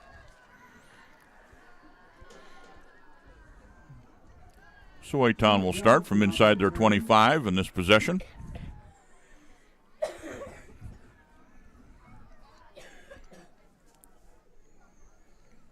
They'll give him the 25.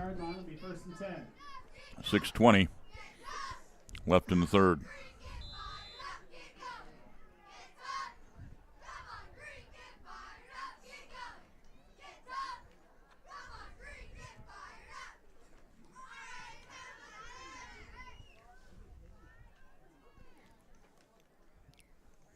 Tornadoes come up with 4 wide receiver set, 2 set out each way. Handoff, Stenger. Got some room, bounces to the outside, but hauled down before he can really get up to speed. At around the 30-yard line, gain of about 5. Carson Stenger on the carry. Tackle made by Joey Burkett. 5 yards, it'll be 2nd and 5. Outside linebacker. On the far side of the field, it'll be at the 30, 2nd and 5 for the green and gold.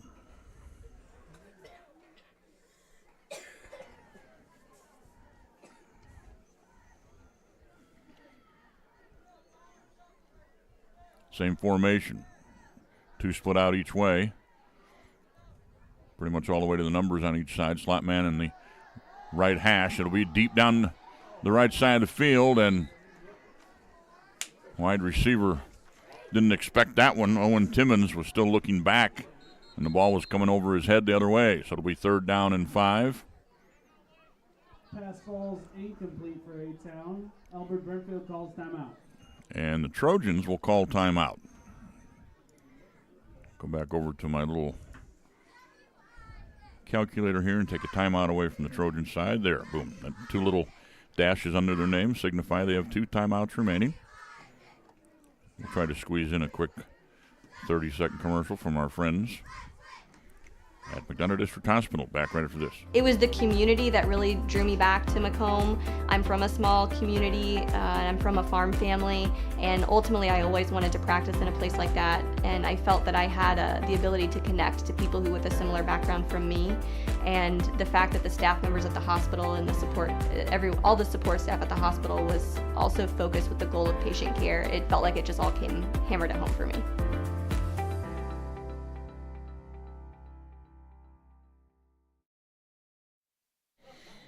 All right, out of the timeout taken by Elmwood, their first of the second half. A-Town will be looking at a 3rd down and 5 from their own 30-yard line. Dre Anderson trying to set it up short and gets it to his man at the 34-yard line. Might be stopped just shy of the 1st down as Jacob Hall tried to stop, cut it back. And coming from inside out, stop made by Lane Johnson and Tommy Burkett, combining 5 and 81 on the play. But they give him the 35-yard line. 1st down, A-Town.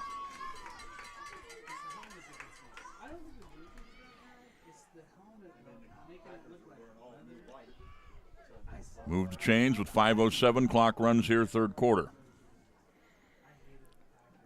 Glad you could join us tonight on TSSR Game Time Live. And if you have something to say on the chat on YouTube, please do so. Love to hear from you. Still got a lot of viewers on. Anderson drops back. Pressure coming. Gets rid of it, but he got hit just as he threw it, and the ball wobbles incomplete inside the right hash. It'll be third down and 10. Trey Anderson's pass is deflected and incomplete. It'll be second and Trojans 10. got one interception late in the first half.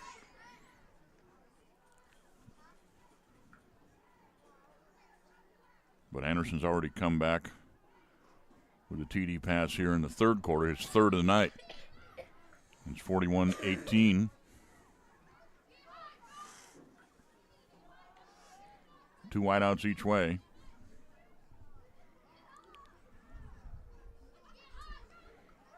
Anderson looking, throwing. Little timing route. Receiver turned late. Ball goes over the head of Evan Hook. 4th and 10. Pass falls incomplete. It'll be third and 10. Check that, 3rd and 10. I got ahead of myself.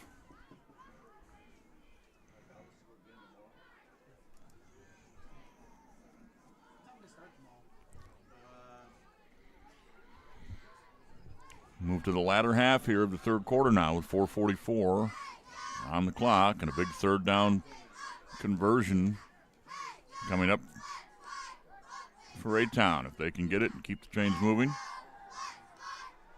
that would be huge for them. Anderson gets grabbed by the back and hauled down. He got rid of the ball.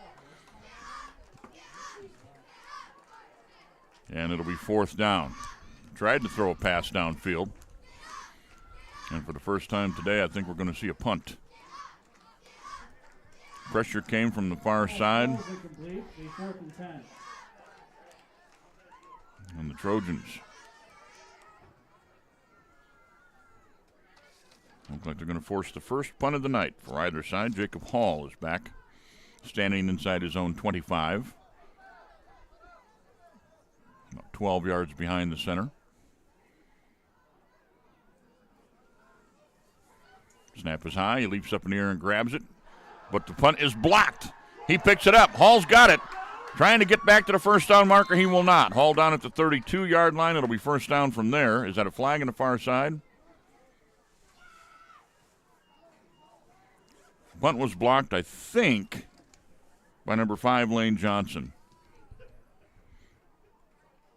And what do we have? Illegal procedure against the Tornadoes on the snap. That is declined, and Elmwood Brimfield will take over at the 32-yard line of the Tornadoes. Elmwood Brimfield gets the ball at the 33-yard line. It'll be 1st and 10. So we switch possession on the screen.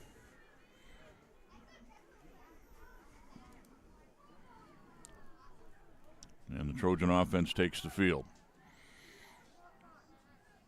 One first down in that possession for Tornadoes, not able to get that second one. Here comes a pitch to Windish. He's got that gaggle of blockers. Turns the corner, gets a good block, steps outside at about the 10, but a flag back here at the 18-yard line, and a second one comes in as well. And we await the preliminary signal from the man in the white hat. Holding, Elmwood Brimfield. So that was well downfield. The call is holding against Elmwood. And the spot foul from there will mark it back, so it'll be second down at the 27. So ultimately 5 yards closer to the first down mark. 1st and 5. Glenn circling right side. Hit and drop. Owen Timmons on the stop. Matthew Glenn on the carry for a gain of 4 And a gain of yards. about 4, second down and 1.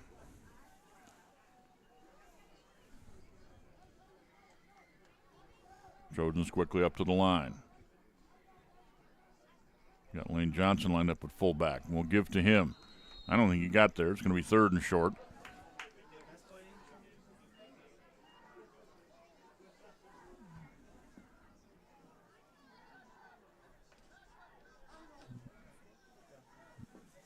Last man up from the pile for the Tornadoes. Their kicker and defensive lineman Aiden Stromson. 3rd down and 1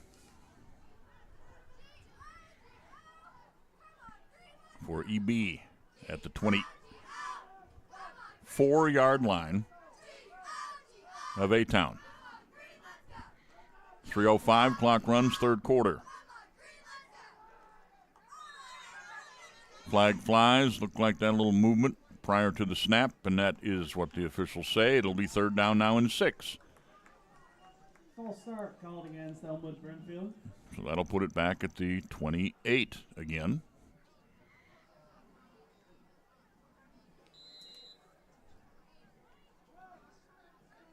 Ball's gone forward and then backwards twice in the same drive.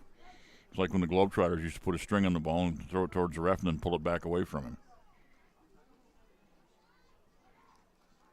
It is Glenn searching for room. Nothing there. Stop shy of the 25, bringing up a 4th down and short. 4-down territory for Elmwood Brimfield. They gain of 3 yards. It'll be 4th and 3. Glenn got it to the 25. His last carry prior to that was a 53-yard touchdown run here in the 3rd quarter. Now with 2:25 left in the period, it's a 4th down. Elmwood Brimfield's got to get down to around the 22. And they're going to come this way with Windish. Has to kind of bow back because one of the guys was back there in the backfield, but not able to get any support. Windish out of bounds with 1st down yardage, but a flag flies in late. And we have a holding way downfield at around the 13-yard line on Elmwood Brimfield. Now from there, when they mark it back, it's going to leave it at 4th and inches, I would guess, if that's the spot of the foul. 10-yard mark off, boom, right there to the 23. 4th down, we'll call it 1 again, almost 2. That'll be 4th and 1. Keeps moving the stick. All right, 4th and, let's say 4 feet. 1 yard and a little bit. What do you think? 1:50 to go, 3rd quarter. Trojans with the lead, 41-18. They've already used 1 timeout here in the 2nd half. Pitch goes to Glenn. Glenn trying to get to the 1st down marker. A-Town defense plays tough inside, but from the spot on the far side, looks like he's got it at the 21. Eventually, those big bodies just wear you down, running up between the tackles all night long, and they get the 1st down at the 21.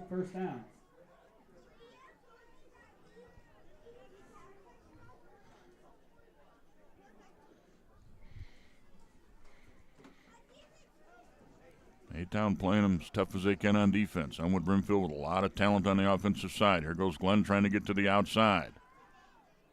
Flag flies.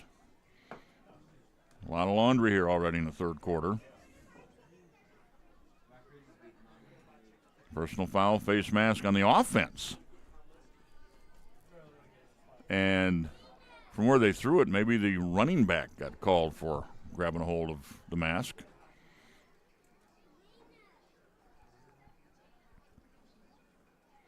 There was one running back in the NFL when I was younger that used to love grabbing the other team's face mask, or at least shoving it, or give him the old throat punch every once in a while.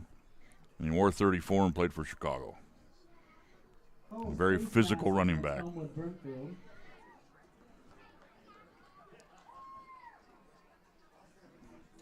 Back to the 36-yard line it goes. 36-yard line will be 1st and long. 1st and 25.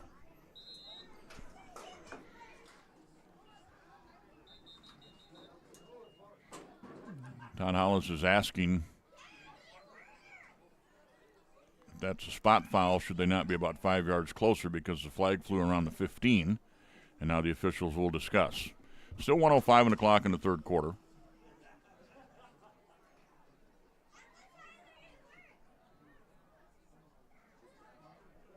They marked it off from the line of scrimmage, which was the 21. So they set it at the 36, and they're going to stay with that. It'll be 1st and 25 from there. UB has to get to the 11 to earn a first down.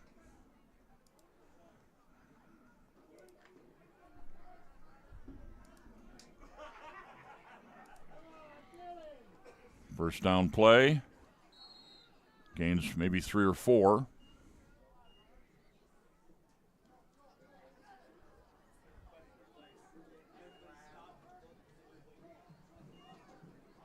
Matthew Glenn on the carry. And they'll get it down to the 32-yard line, 2nd down and long.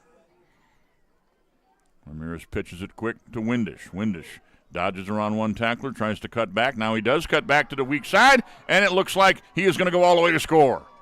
Bo Windish just kept the play alive. Jumped back inside, then all the way back to the backside, and he scores from 32 yards out. Another touchdown for the Trojans of Elmwood Brimfield. And an Elmwood Brimfield touchdown. Add 6 to the score. 47-18 Trojans. With 15 seconds left in the third quarter. 15.3 to be exact. You never know when you have to put .6 back on a clock.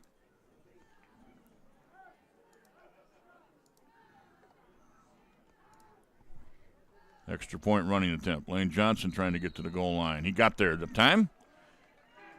Official says yes. And 2-point conversion is good. Trojans add 2 more. 49-18. Trojans in control. We'll be right back with the kickoff after this. You're watching. When I walk in and talk to my patients, I like my patients first and foremost to feel comfortable. I like to keep it real with them. I like them to know that I'm there to listen to them and to help them understand some of the processes that they may be going through. The most rewarding aspect that I feel with caring for patients is when those patients come back in and they tell me how much better they feel for something that I have helped them accomplish in their health care.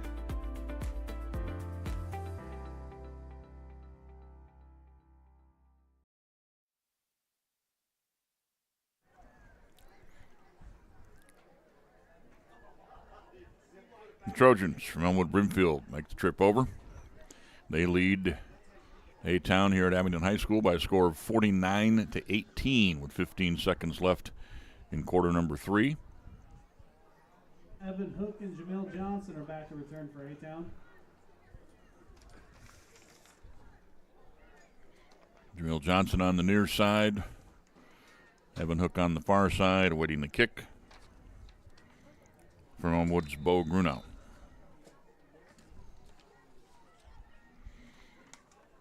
He steps into it. This time they'll go to Hook at the 15, to the 30, and right about there is where the Tornadoes junior wide receiver is taken down. Evan Hook on the return for A-Town. Tornadoes start from there. 30-yard line. 9 seconds left, quarter number 3.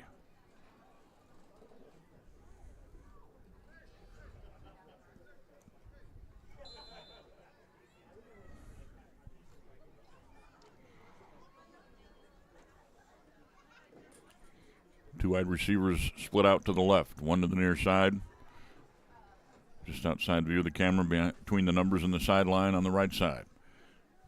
And he will go in motion. Right to left, handoff Stenger.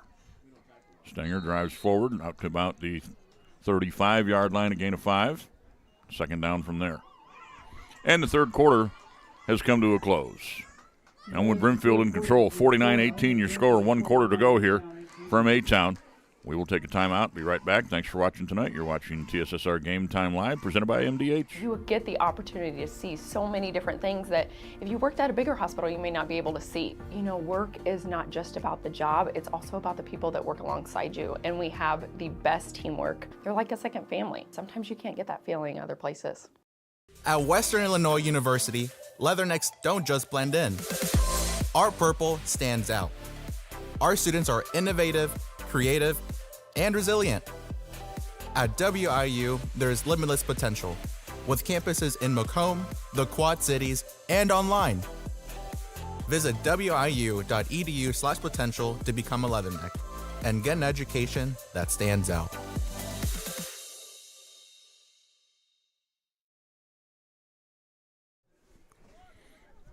Welcome back in. Coverage from A-Town High School. Elmwood Brimfield led 13-12 at the end of one, 35-12 at the half, 49-18 at the end of three.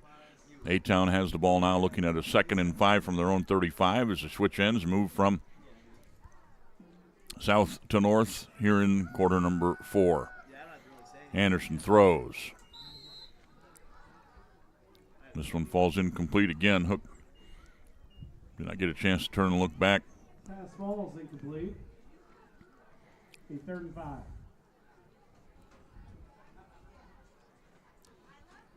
And the pass falls incomplete. They'll do it again. 3rd and 5 from the 35.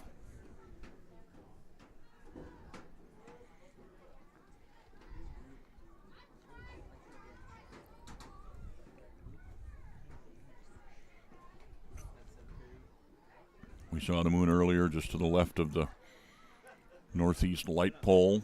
Now it's high above the field. On the far side, watching us close here tonight.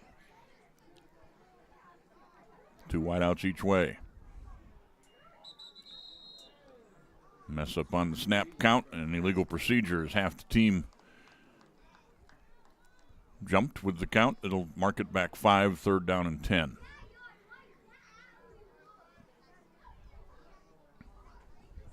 The full start called against A-Town. Push it back 5 yards. It'll be 3rd and 10. Dre Anderson brings the play to the huddle. Sends 2 wideouts both ways once again. Stenger the lone setback on his right hip.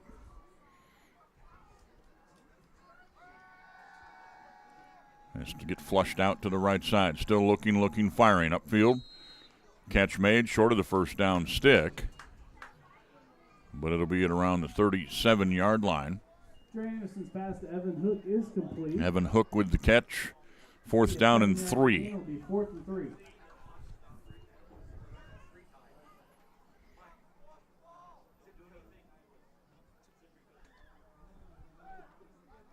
A-Town keeps the offense on the field.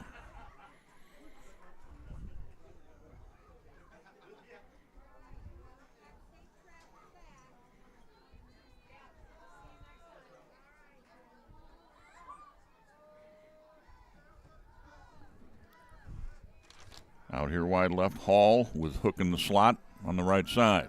On the left side, excuse me. Pass to Hook. He's got the first down. Taken down near the 45.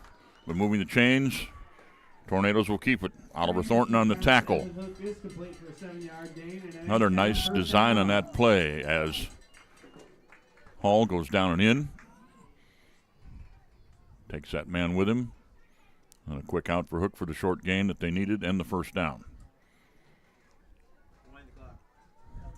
45-yard line for A-Town. Handoff Stenger.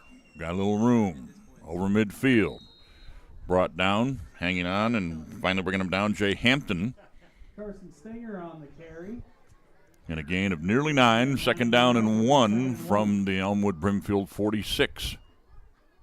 We played 1 minute in the 4th quarter.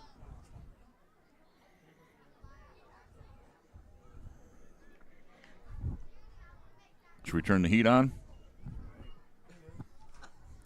Not just in here, for the whole field. Just put a dome over the place, right? Are you good? Well, you got 2 hoodies on, of course. Young man over here on camera is just fine. Hand off Stenger. Flag on the play. Came from the back judge or from the line judge in the area where it's normally holding, and it is. That'll make it 2nd down and push it back 10 yards. Or keep it 2nd down, I should say, and push it back 10 yards.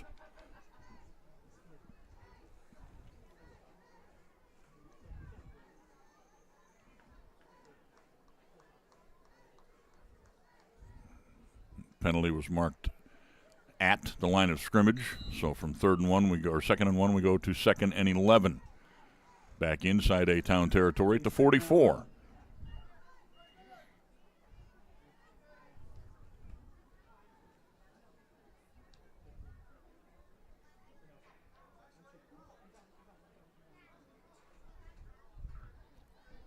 Trips left this time, one wide receiver on the right.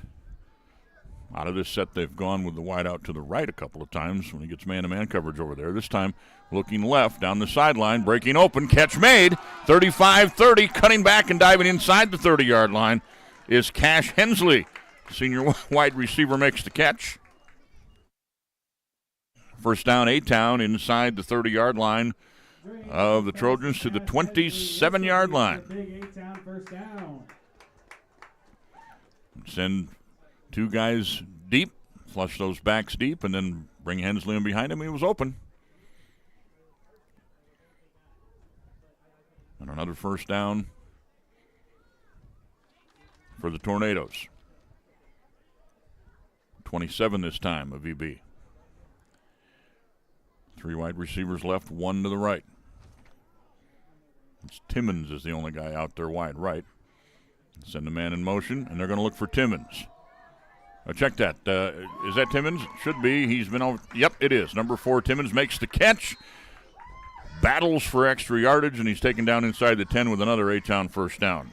Owen Timmons, the sophomore. When they put three wide receivers left and one to the right, it's been Timmons on the right side by himself. And he hauls that one in. First and goal from around the 7-yard line for the Tornadoes.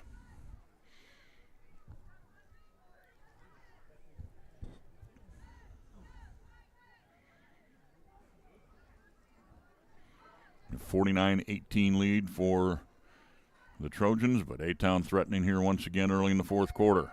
Anderson looking into the end zone, just a little bit too far. Out of the reach of Evan Hook. Second down and goal. Pass falls incomplete. It'll be second and goal.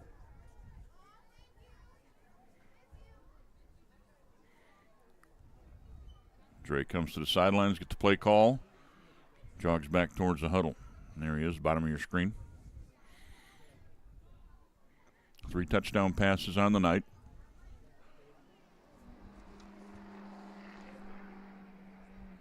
For the senior QB.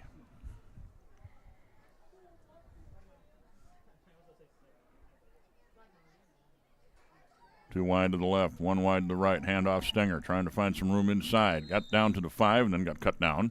It'll be third and goal.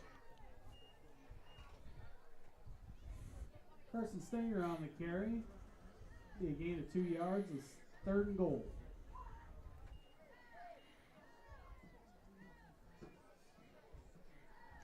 Elmwood Brimfield behind only Farmington in the large school division of the Lincoln Trail Prairie Land.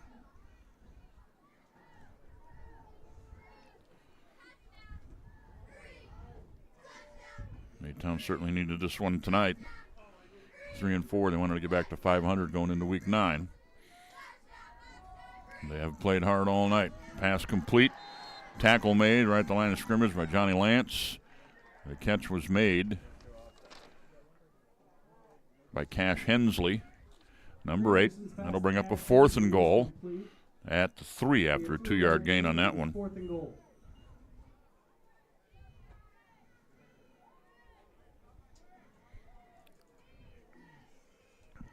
Elmwood Brimfield will close out at home against winless LVC next week as they prepare for the playoffs. Pass into the corner, a little bit too strong, but a flag on the play. It was intended for Jacob Hall. If it's interference, it's going to be an automatic first down and goal for the Tornadoes.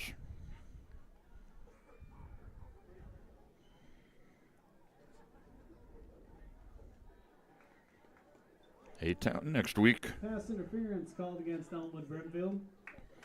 We'll be on the road against Rova up in Oneida. And they're currently sitting at 3-4, same record as Still 4th and goal. A-Town is prior to the outcome here tonight.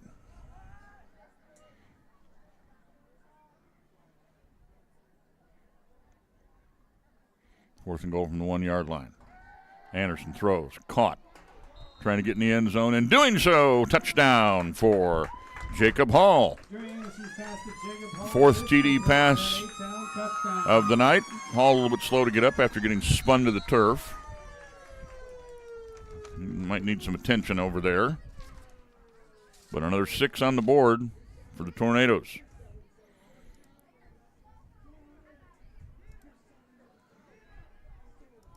We'll add that 6, 49-24. Extra point on the way after they tend to Mr. Hall. He's on his feet. Second touchdown tonight for the senior wide receiver. Evan Hook has one. Owen Timmons has one. And quarterback Dre Anderson threw all 4 of those. So 49-24, 7-12 remaining. 2-point conversion coming for A-Town. I think Hall has to come off the field after being attended to.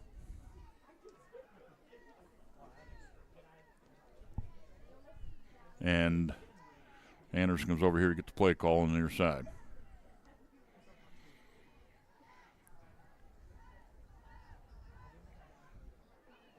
First thing you got to do is make sure you count helmets out there.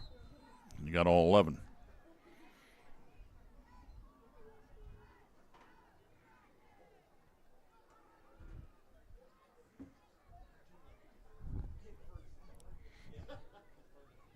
Anderson heads to the huddle with play call on the extra point attempt. 0 for 3 so far tonight.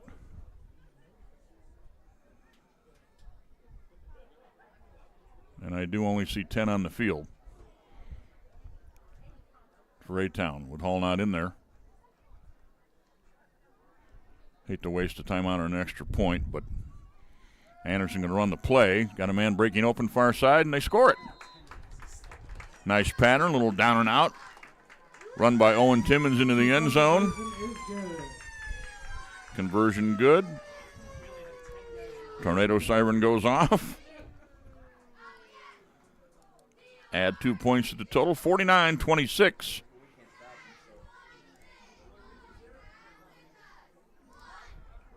And keep it here and get ready for the kick.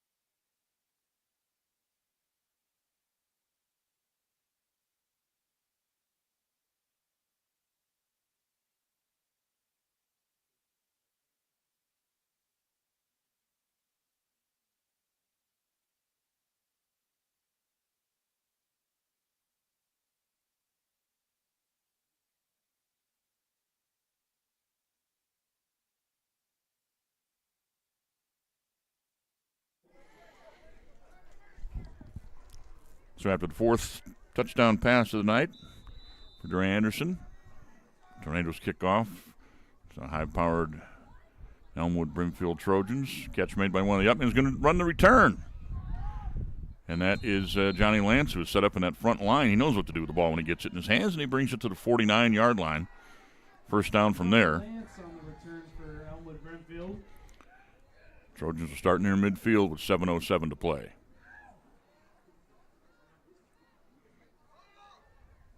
Take the ball to the 49-yard line. It'll be 1st and 10.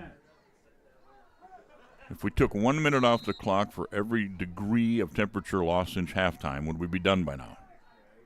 It's cooled off in a hurry. And the breeze, right, has picked up. Now it feels like fall, doesn't it? 49-yard line, first down. Here come the Trojans with some new personnel. Still waiting to get the last one onto the field, and they do. Handoff up inside, and that'll be shoved back by the Tornado defense. The runner on that play for EB was 24. I don't have a 24. Did I see a wrong number? Might have some, obviously, second string. Second and 11. Second down and 11, loss of 1 back to the 48. I see Cooper Martin is the quarterback. He will roll out left and lead block for the running back down the sideline. And a nice gain for Dylan Shane and a flag at the end of the play. Perhaps another late hit on that far sideline.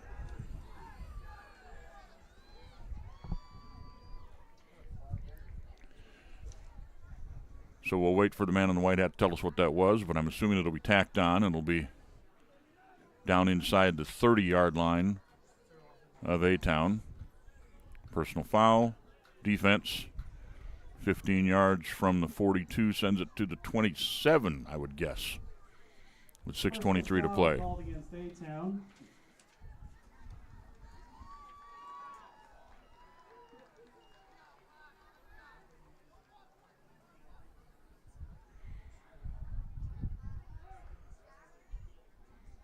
Yep, 27 it is. First down from there now for the Trojans. First and 10 on the 27-yard line after the carry by Dylan Shane.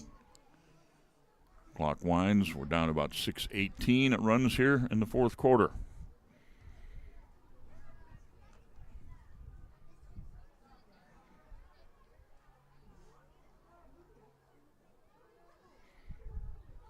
Martin, quick pitch.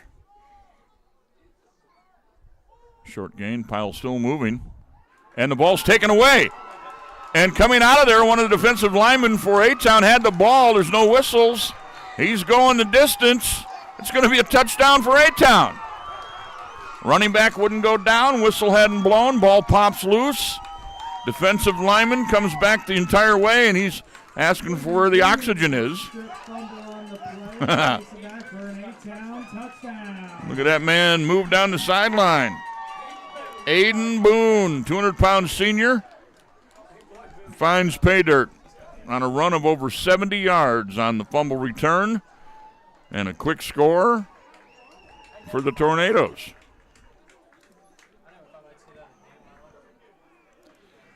(49-32). And Boone got to the end zone, turned around, and tried to get a breath. He was very fast down that field. When the big guys smell the end zone, look out.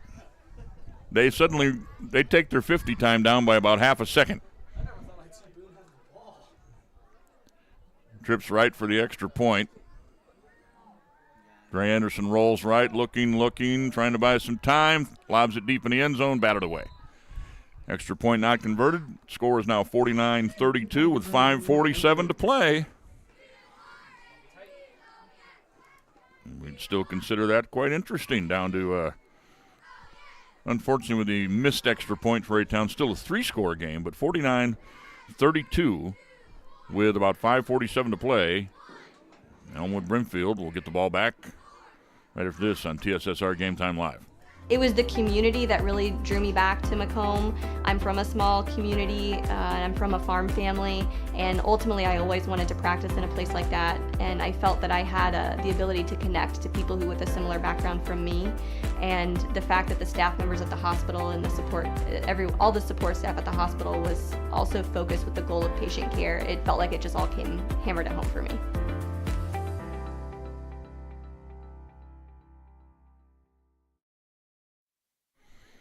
Well, a little bit of excitement for the senior night crowd here in the form of a lineman touchdown from Aiden Boone. Now he's going to want to be in the running back and quarterback meetings this week. He's going to ask for the ball a few times after showing us that foot speed. 5:47 to go. Another kick coming here for the Tornadoes. Elmwood crowding about 10 players up in a 10-yard area between the 35 And 45-yard line, there's the onside kick. And it's grabbed, but dropped. Oh, they almost had it. Looked like one of the Tornadoes had it. Did he wait for it to go 10 yards? That's the question. But after he dropped it and it was recovered by Elmwood Brimfield, I don't think it'll matter anyway. Question, can you advance the kick in high school after you catch it? So where he caught it, could they mark it there? We got the Trojans offense on the field. Yeah, it's going to be first down. Trojans that didn't travel quite 10 yards. And from the 49-yard line of A-Town, the Trojans will take over. That was close.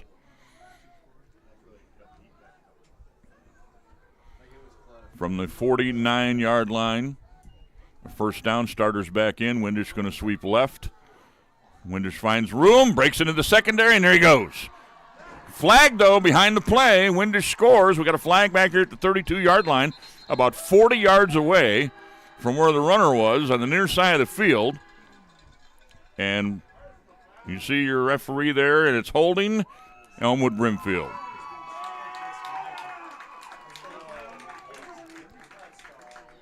Two guys hooked up here in the near side. The ball going the other way. And the official here in the near side calls the hold against the Trojans, and they'll back it up. The touchdown taken off the board from the spot of the foul at 33. They'll mark it back to the 43-yard line. And it should be first down and about 3. First and 2 from the 42. NFL, that ball goes back, and it's first and 20. College and high school, it's almost a break for the offense. Instead of first and 10, it's first and 2. Yes, they do lose the touchdown off the board. Here they come quickly to the line. That's redundant with the Trojans. They get up there fast almost every play. No gain on that handoff.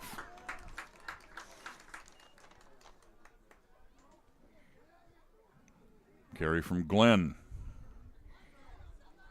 Matthew Glenn on the carry. Brought down by scrimmage. Second and 1. Number 10, Trevion Keenan. Is that right? Did I say that right? Stepped up and helped out his teammates on that tackle. It's going to be second down and 2, and they'll go to Windish. Sweeping left. Gets a couple of blocks, cuts back. Now he jumps to the backside again. He's got the first down. He'll go all the way down to around the 25-yard line of A-Town. Did the ball come loose? No. First down, Trojans. Down to 4:33.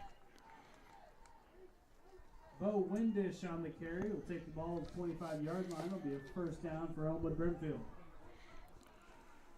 A lot of offensive firepower in this one. One defensive touchdown recently here for the Tornadoes. There is Glenn staying on his feet, carrying 3 tacklers with him all the way down the 11-yard line.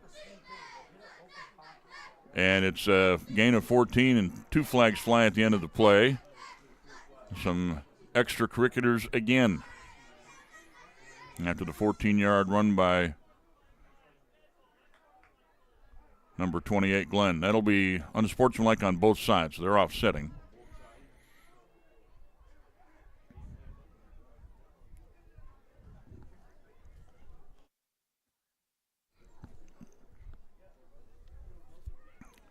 And since it occurred after the play, the ball will be down there at the 11-yard line, first down and 10.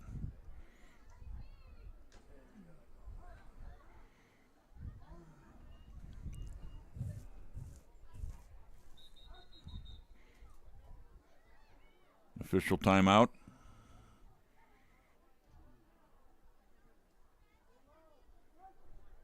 .4:15. He stopped the clock to explain to both benches, and now we're ready to go. First down, 11-yard line.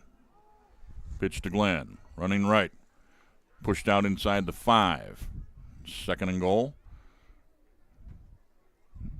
Matthew Glenn on the carry. He gained 6 yards. It'll be second and 4. 2 good running backs Trojans have in Glenn and Windish. And then, of course, Lane Johnson, one of their defensive standouts is also the big guy to go to on short yardage situations. He's got a couple of two-point conversions tonight. This time they hand it off up inside for a touchdown.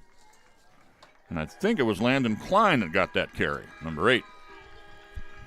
Landon Klein on the 5-yard carry. It'll be enough for an So Elmwood put another one on the touchdown. board for Elmwood Brimfield as the Trojans hit the double nickel, 55-32 with 3:42 to play. They will go back to their kicker for an attempt. And an extra point out of the hole to Windish. The kick will be taken by Bo Greenow.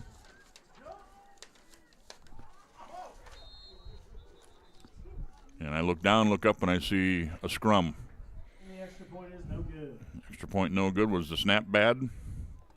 That's what it was. So the Tornadoes will be receiving yet another kickoff from Elmwood Brimfield to score 55-32 with 3:42 to play.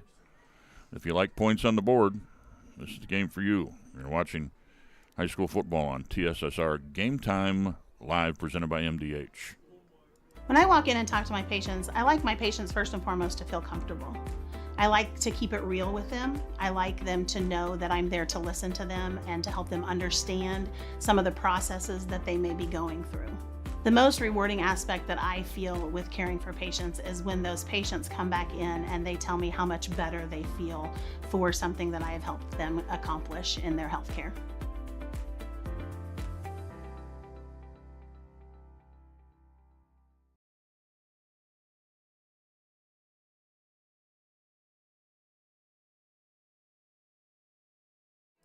Back here at A-Town, 55-32. Visitors on top.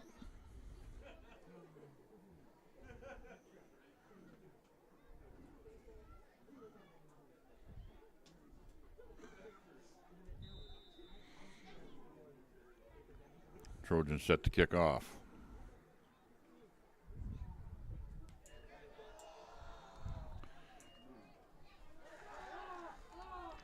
That's Johnson coming across the field. Had a return left set up. They kicked it deep right. Amir still on his feet. Jamil, I should say, still on his feet. And he gets it out over the 25 to about the 27-yard line. Let's see if they'll mark him down.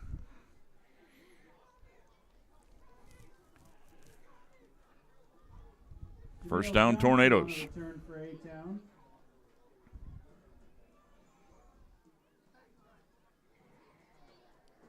And they put it down right at the 27. They see the 27-yard line. It'll be 1st and 10 for A-Town.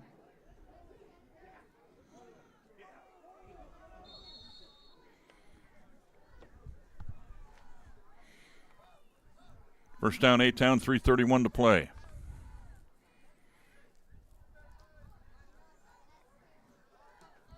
EB's going to get Bo Windish off field. He jogs out, replaced by Daniel Yeagle, senior.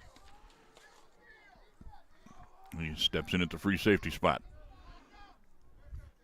2 wide receivers each way. Handoff Stenger. Bounces to the outside. Over the 30, 35. Should have enough for the first down around the 37.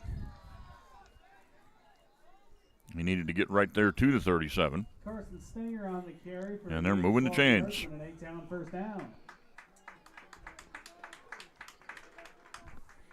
3:20.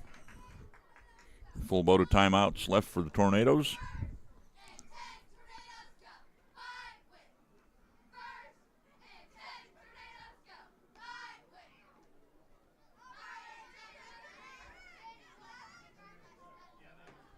Split 2 each way.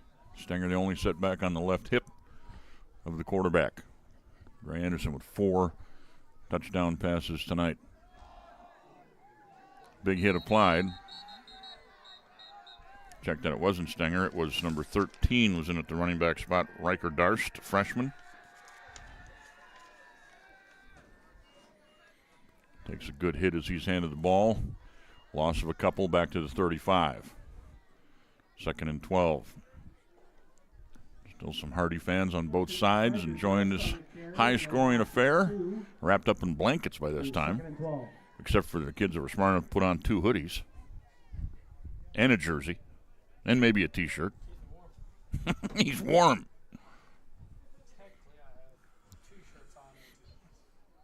Johnny down there on my camera has no hair and had to go to the hoodie and pull the hood up. 2 wideouts each way.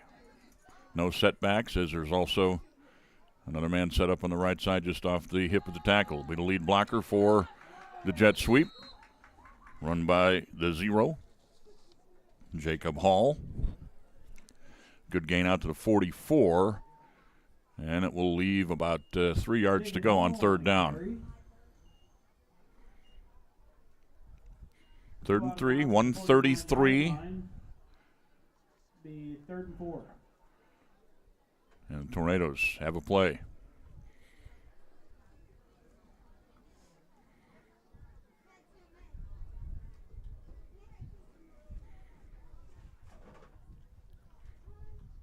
On 3rd down.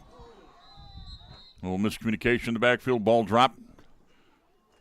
But Dre Anderson falls on it back at the 39.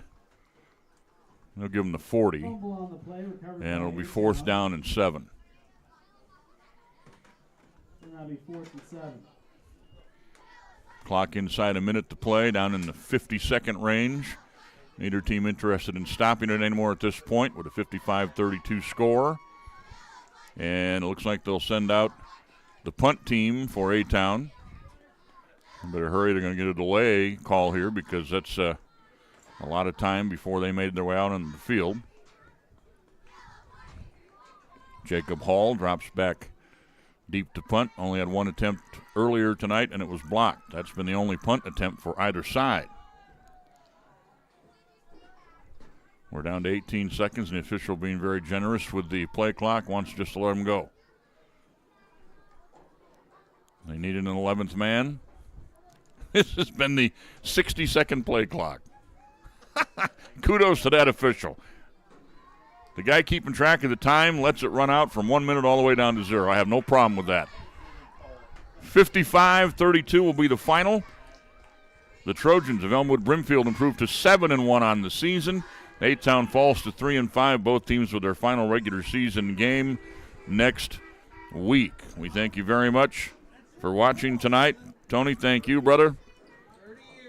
Tony says high-quality sound and video. Good job, Johnny. Enjoyed it much. Thanks, Tony, for that. Appreciate it. 55-32 the final. Elmwood Brimfield up to 7-1. We thank you very much for watching high school football on TSSR Game Time Live presented by MDH. Have a great rest of your night.